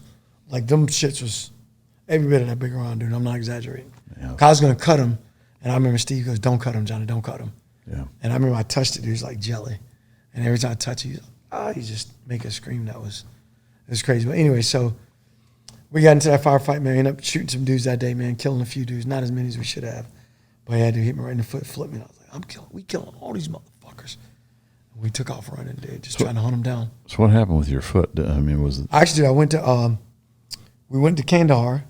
They got an x-ray to check it. And what's crazy, it went in about the size of my fingertip. Just a letter tip.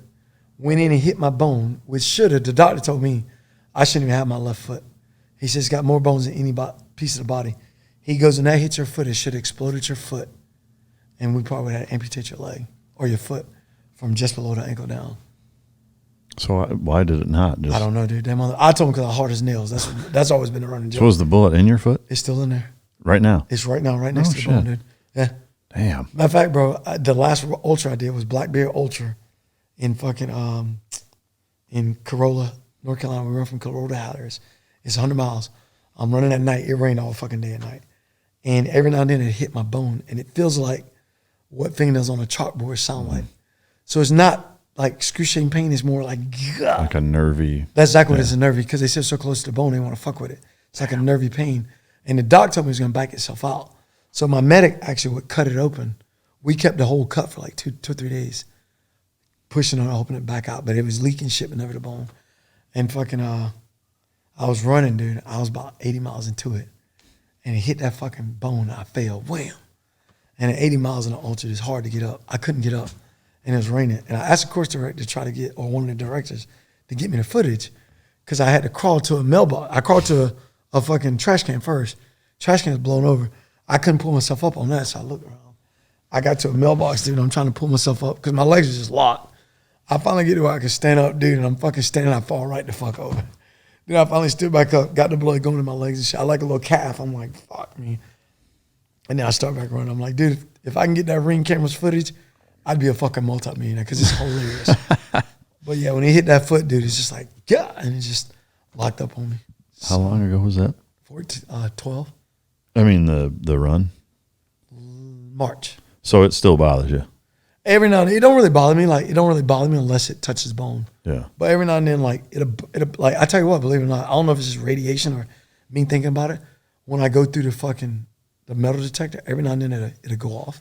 Sometimes no. But sometimes no. Huh. And sometimes when that thing goes off, I can feel it. Or if I'm around something like, say if I'm around like my side-by-side, I got lights on it. If I turn my lights on and I run it all day, my foot, I can feel something in it. That's wild. Almost like it's like a nerve like pulsating in it. Yeah. Damn. Does it look different?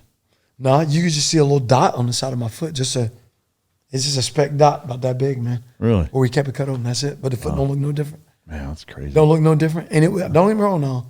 The first 3 or 4 days, 5 days, it was sore shit.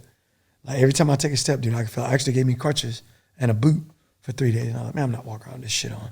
So did it impede your ability to continue to operate on that? No, dude. Nope. Really? I stayed on that deployment.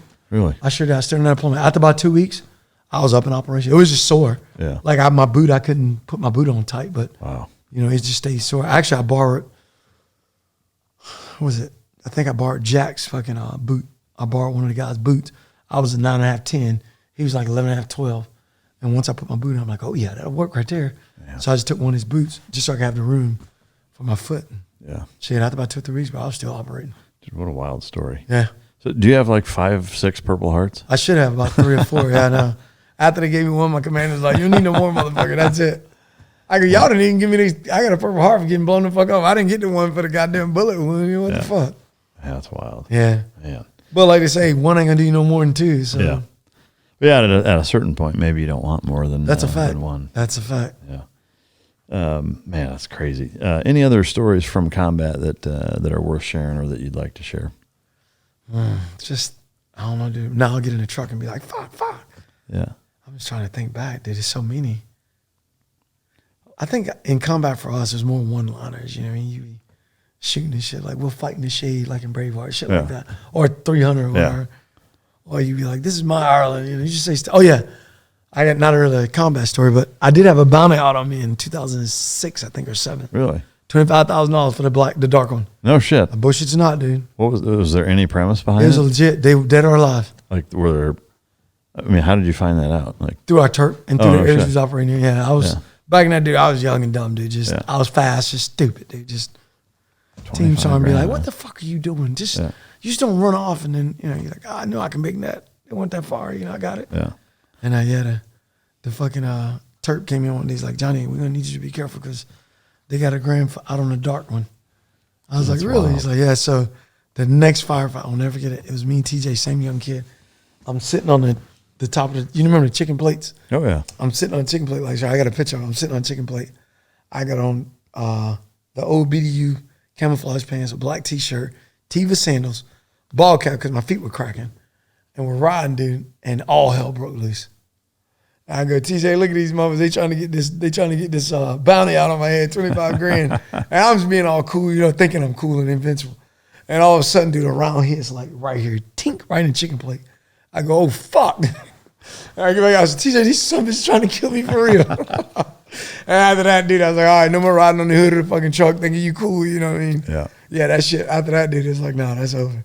What a trip. But yeah, we'd always have just those perfect one-liners, man, just doing stupid stuff. Yeah, yeah. Damn. From all the amount of time that you spent in combat, which is, you know, obviously incredibly significant time-wise, is it something that now looking back and as you move forward in your life that you struggle with? Like, do you have moments or nightmares? Or I don't really do the nightmares because I don't dream a lot. Like, I never dream, actually. 2 nights ago I dreamed just because it's Dave anniversary. And then on the 29th, I'll usually, that's my birthday this month, 29th September. So September's just a shitty month for me.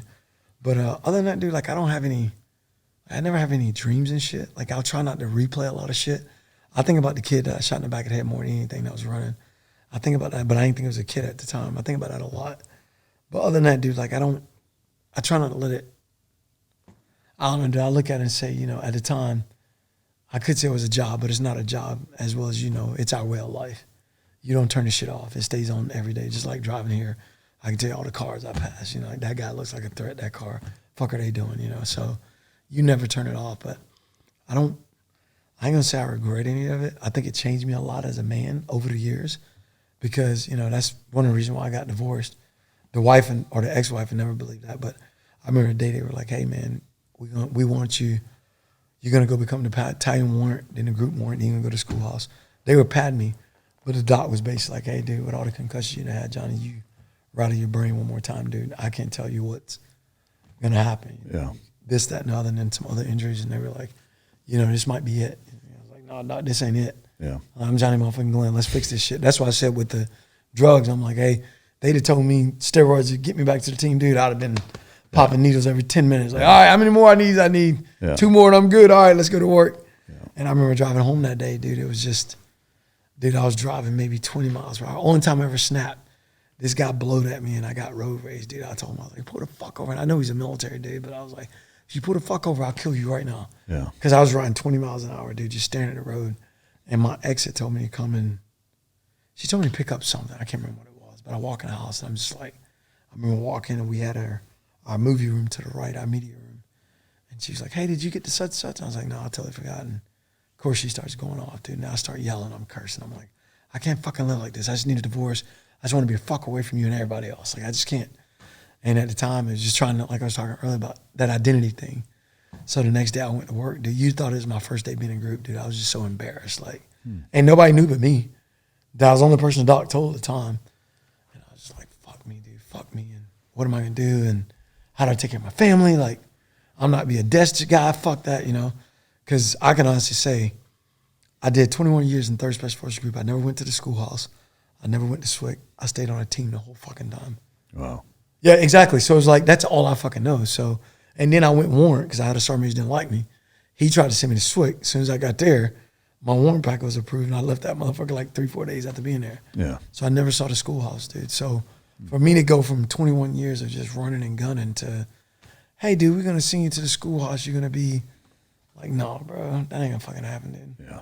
So it wasn't really your decision to get out. No, it wasn't. It was medical. And then I knew for me, dude, when they were like, and don't get me wrong, my chain of command was great, man. Scott Gronowski and all those guys were giving me all the jobs that was still, get me promoted, make me probably a group warrant one day. But I was like, nah, dude, Johnny Glenn ain't built like that, bro. I'm not going to sit here while the first time I went to Green Ramp, that was the same year Kyle Warren got killed. I went to Green Ramp, watched my guys leave, dude, and he was dead within a month. Wow. And then that just set in with me, like, what if I'd have saw something different, yada, yada. I knew right then, dude, like, if I'm not staying in the military to stay at a desk or watching my guys ride off in the sunset. Fuck that, dude. Yeah. Yeah. 21 years in special operations. What's the biggest lesson learned from your time in?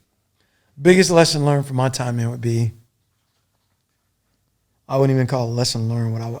I guess it would be a lesson learned. It would be more of enjoy it while you're riding it.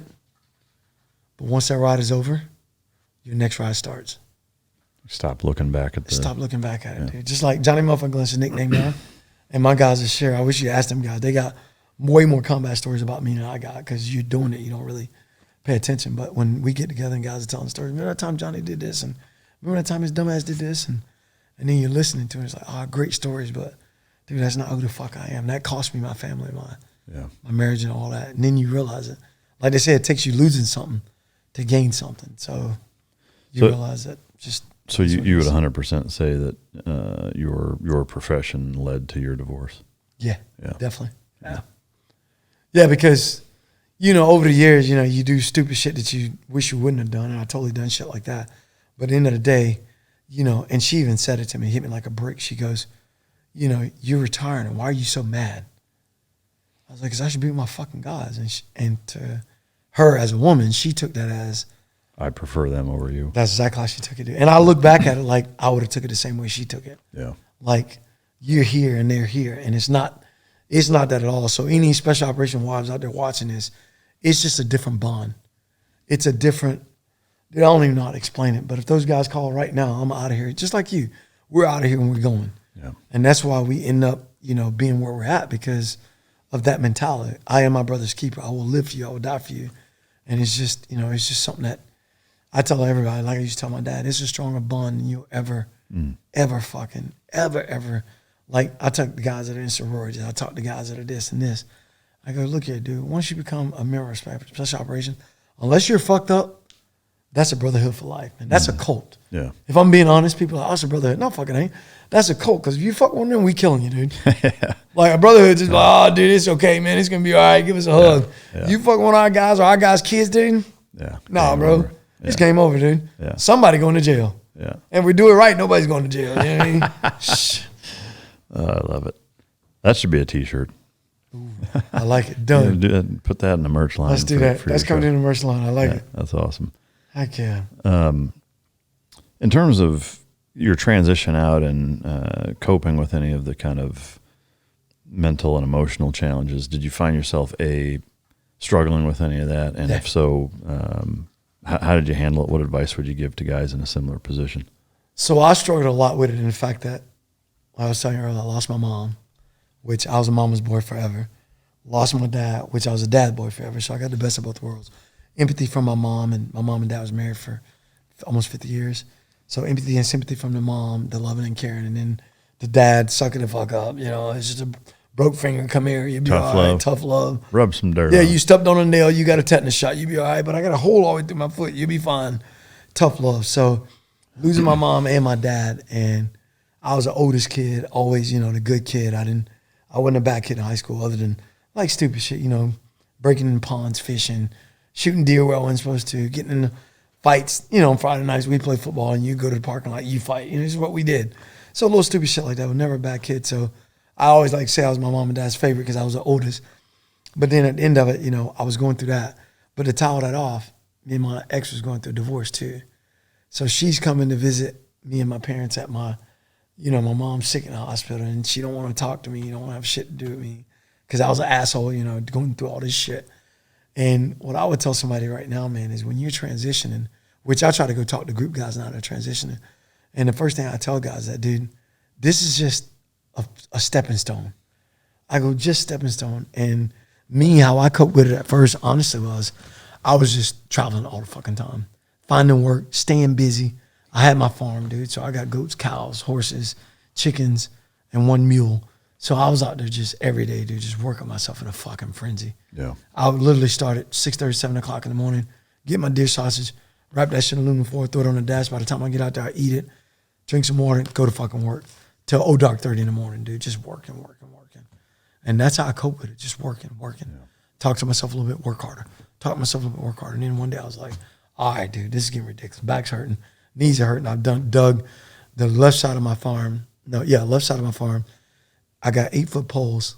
It's about 7 acres. Every pole I dug with post hole diggers, every one of them. Concreted every one of them, a 50-bag thing of concrete because we had a lot of sand in North Carolina.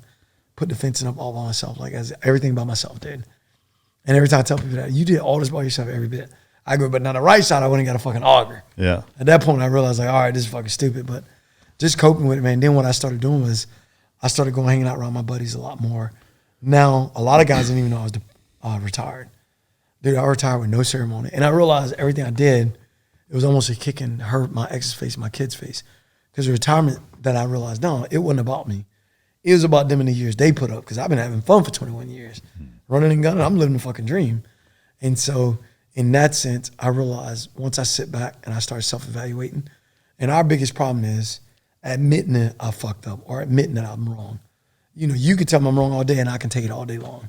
But me looking in the mirror saying it, dude, is just something about crossing that threshold of saying, I'm wrong, you know? Yeah, personal accountability. It's personal accountability, dude. And once I realized, that's why all my buddies, I call them out. If you're on the couch, man, and you're gaining fucking weight, don't blame it on injuries. Don't blame it on nothing. Dude, get your ass up and walk. Yeah.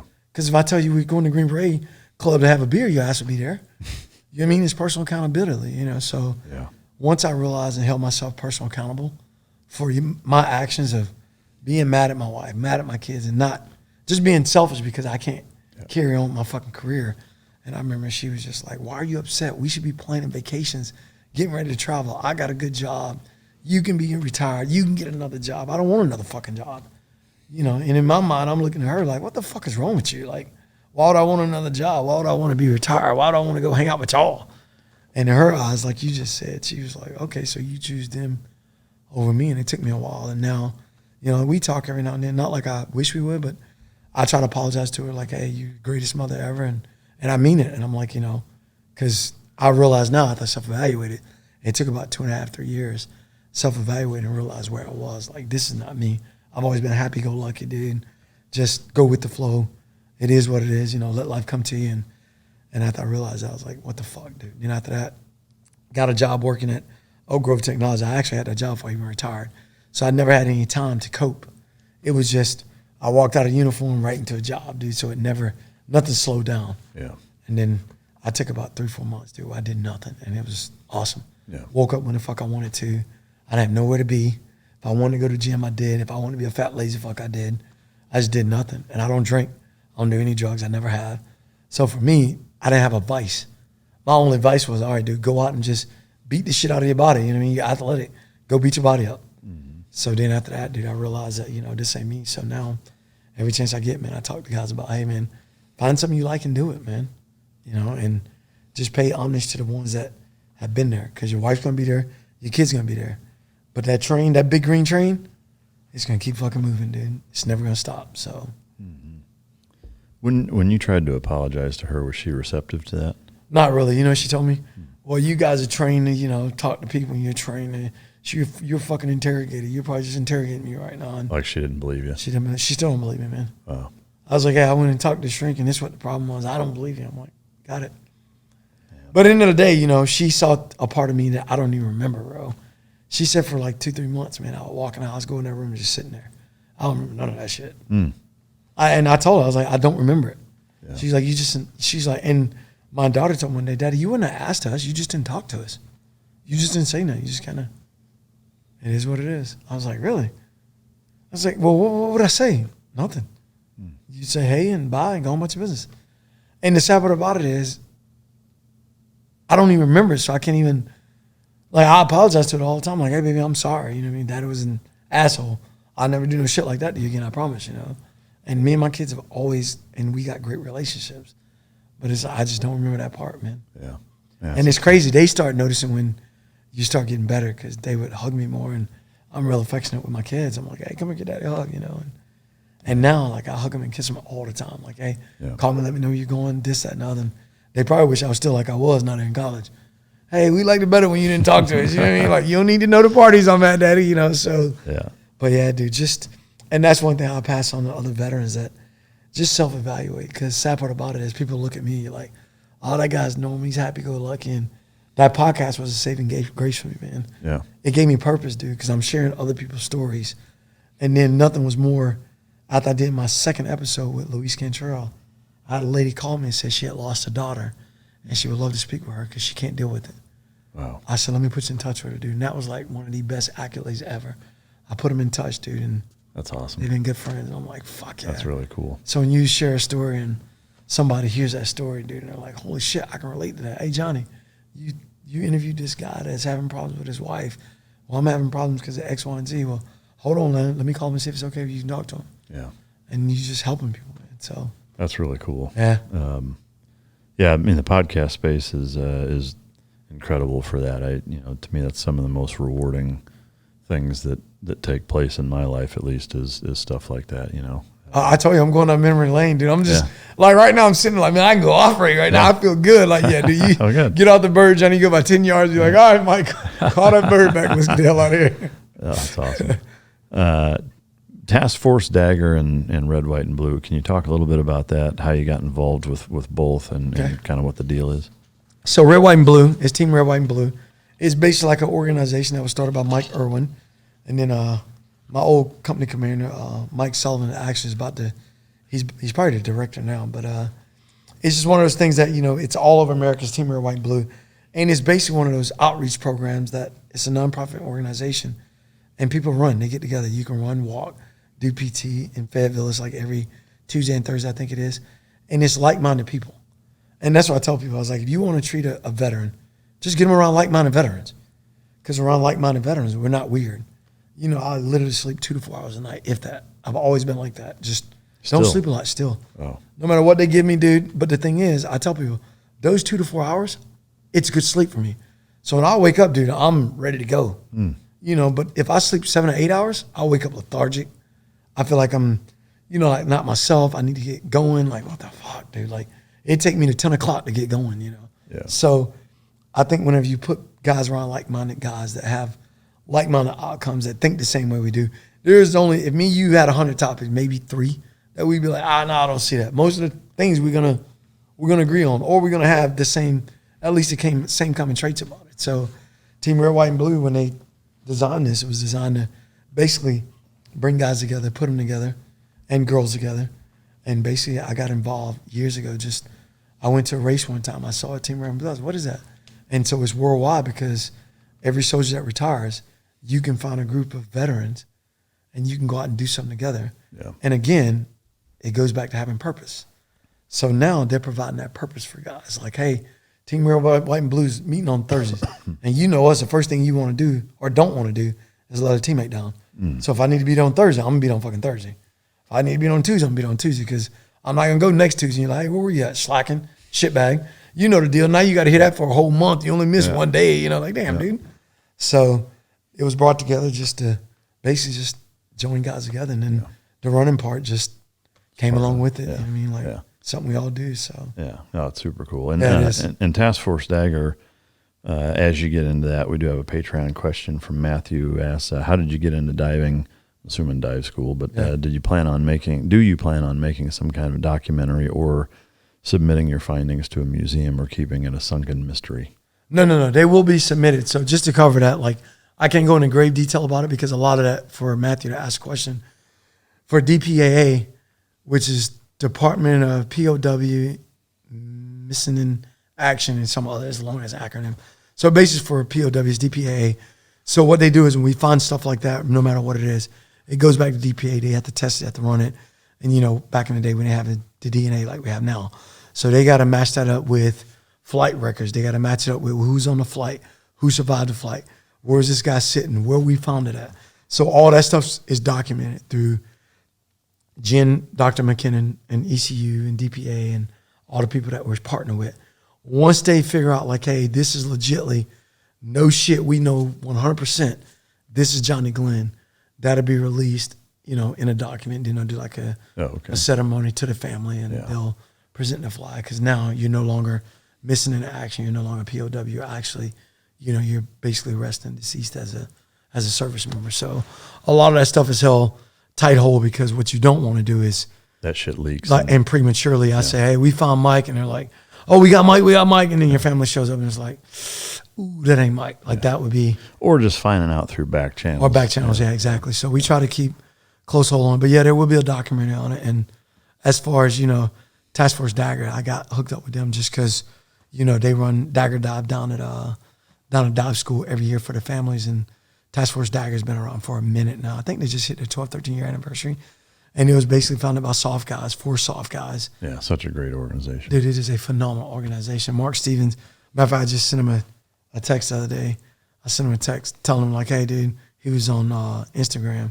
Still looks the part, still looks like he can operate. He's a cat guy. And I was like, man, you inspire me, bro, just because you work out, you stay in shape. You don't let yourself just go, like some guys do. And he was like, yeah, I tried, Johnny. I appreciate it. I was like, yeah, dude, I'm inspired to work out just by looking at you. He's saying, you inspire me. And I said, that's how it should be. Yeah. And so, but that organization, dude, is just the things they're doing. And what I like about Task Force Dagger is that I like all the organizations that help a veteran. So what I would tell some of the organizations out there from experience, if you're going to bring a veteran on a hunt, you're going to take a veteran to go get psychedelic, or you're going to take him to get mushroom treatment, or whatever type of treatment he's going to get. That veteran is only as strong as the family's back at home that's with him. Mm-hmm. So what I like about Task Force Dagger is if I'm going to go down to Dagger Dive, I took my wife and kids with me. Oh, they got to go. Yeah. And what I like about it is they see the class and they see what you're struggling with, so that when daddy's having a bad day, they understand. And it's the 29th of September or it's the 23rd of September when Dave got blown up, they know why. Yeah. And it's not, oh, daddy's been an ass or daddy's pissed off. They kind of, hey, we get it, dad. That's really crucial and awesome that they do that. It is. What a great group. And I think that's why so many guys are getting, I'm tearing up. I think that's why so many guys are getting so much out of it, because they're actually, your family's seeing it. Like when my family saw it and they saw other guys down there struggling, and my ex seeing other wives with the same issues, like, whoa, hold up. It's like, okay, now we get it. Oh, okay, now. Because everybody thinks that, all Green Berets, they got it made. Those guys in great shape. The Navy SEALs, they got it made. These guys are, they're muscles. They're good-looking dudes. They got it all. Dude, we're just like you guys, man. Yeah. I mean, we eat, sleep, we breathe. We argue with our wives. We live check to check, waiting for that next check so I can go buy me a gun. Yeah. We live just like everybody thinks that we breathe a different. I ain't got an oxygen chamber. Let me go to sleeping. Yeah. Somebody gonna do some blood doping while I'm asleep. No, dude, we just like you guys. We go to Walmart and buy value meal stuff because it's cheaper than buying the name brand shit. I don't get Kraft Mac no more. I get the Walmart brand. But people think that we're invincible. So if we're not invincible, then what you think our families are?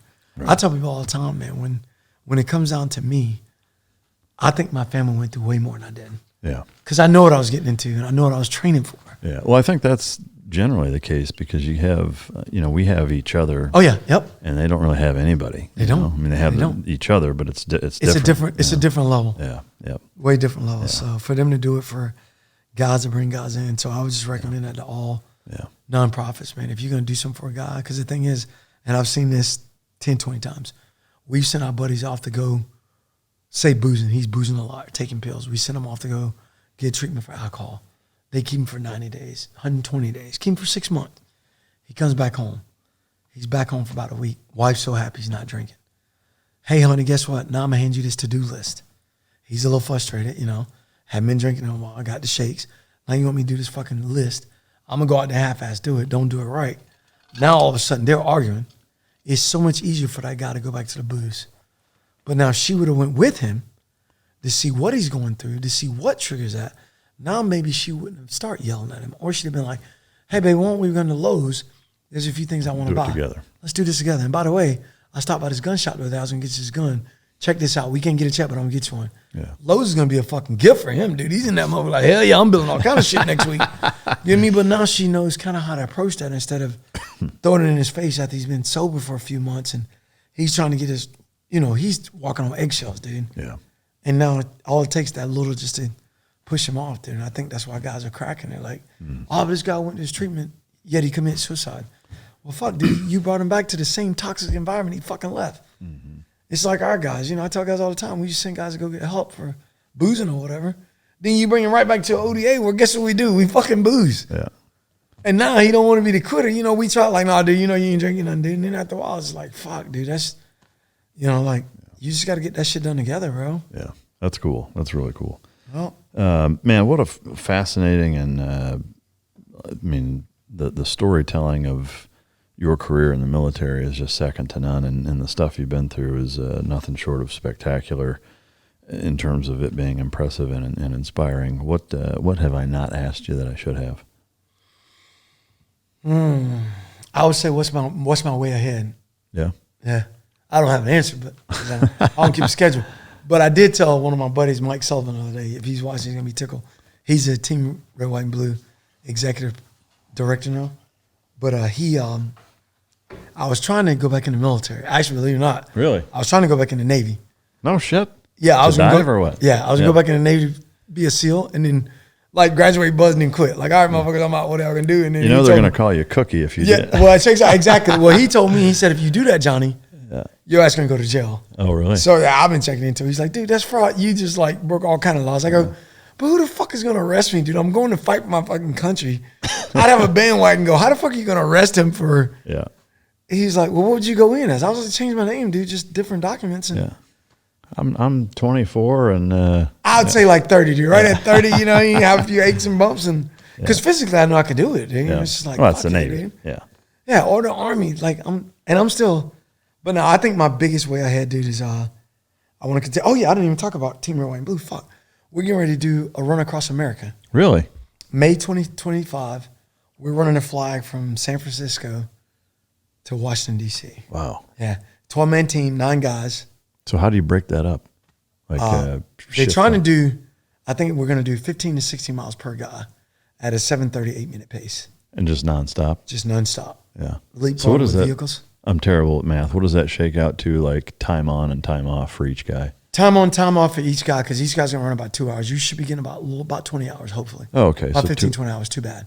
Between 15 and 20 hours. But you got to knock out, you know, going to get sleep, dropping where you're going to be at, taking a shower, all the logistical type of stuff. So you should better get at least 8 hours of sleep. Yeah. And what's the goal for time frame to finish it? We're trying to do it in 15 days. Damn, that's cool. Yeah, that's moving. When are you doing it? May 2nd. Wow. 2025. Super cool. And I'm assuming you already have everybody identified. Yeah, they got the team. We just got that I think it was last week. So it's 9 guys, 3 females. And if anybody drops off for any reason, say you pull a hammy or sprain an ankle, those miles go to the next guy. No subs. Really? Yeah. Wow. Well, I tell you, that'll put some pressure on you to fucking play your role. I like that, though. You know, I kind of like the pressure where it's like, suck it the fuck up, let's go to work, you know, now. And then plus I told my son the other day, he goes, hey, Dad, what's that? No, it wasn't my son, I'm sorry. It was my buddy, Alan, actually, the one that called me IBM, the International Brother of Mystery. He told me, say, look here. He said, I said, what's up, Alan? He was my old team, so he goes, don't let your black ass be that one. I go, what are you talking about? And that's just like how he said he sounded like Barry White. He's like, hey, don't you let your black ass be that one. I go, what do you mean? We're in Portugal. We're eating that. I go, what are you talking about? He goes, be the one that fall out. Be the one that pull a muscle. Yeah, see what happens. He goes, you know, the first thing they're going to say, he shouldn't have been out there anyway. I was like, you're such an ass, dude. That's like what he told me. He's like, so Johnny, he's like, hey, you got a lot more ride. And I was like, dude, don't tell me that. Yeah. But he had me cracking up. But yeah, dude. So it should be a pretty good time, man. That sounds really cool. Yeah, I think it's going to be a good time. Yeah, I'll have to keep track of that for sure. Yeah. Well, I can't thank you enough for carving the time out of your not schedule I know, right? to come on the show. And I do have a parting gift thanks to John Johnston, Champion Choice Silver. Oh, nice. And look at that. That's a nice coin, brother. Yeah, so we got we always exchange these, so I got one of you too. Thank you very much. I got a couple t-shirts over there for you too. Dude, that's so for cool. the JMFG podcast. Awesome. Thank you. That's our coin right there, and it says all in on it because our team do you all in or you weren't. Yeah, awesome. Yep. Yeah, and in the black box, hopefully it'll fit in North Carolina for you. Dude, that's super cool coin. Oh, dude, that is nice, brother. Yeah, so heck yeah. So you're an alumni on the Mic Drop podcast. You got the buckle to prove it. So I'm putting it right. I got a little shelf up in mine, sort of like what you got here. Awesome. I'm gonna put it up there, brother. I love it. Yeah, good stuff. That's good stuff, man. I appreciate thank you it, for brother. the coin. I appreciate it. Hey, and thank you for your service, brother. Oh shit, thank you. Heck yeah. I mean, you're a walking legend. It's amazing to have you. I appreciate it, brother. Thank you. To everybody who watched, I hope you're as inspired and appreciative of Johnny motherfucking Glenn's service. I know I sure am. I hope you enjoyed it. To the Patreon members, thank you again for the support. For the regular listeners, thank you for tuning in. Hope you enjoyed it. If you didn't, you can choke yourself. And until next time, this is Mic Drop.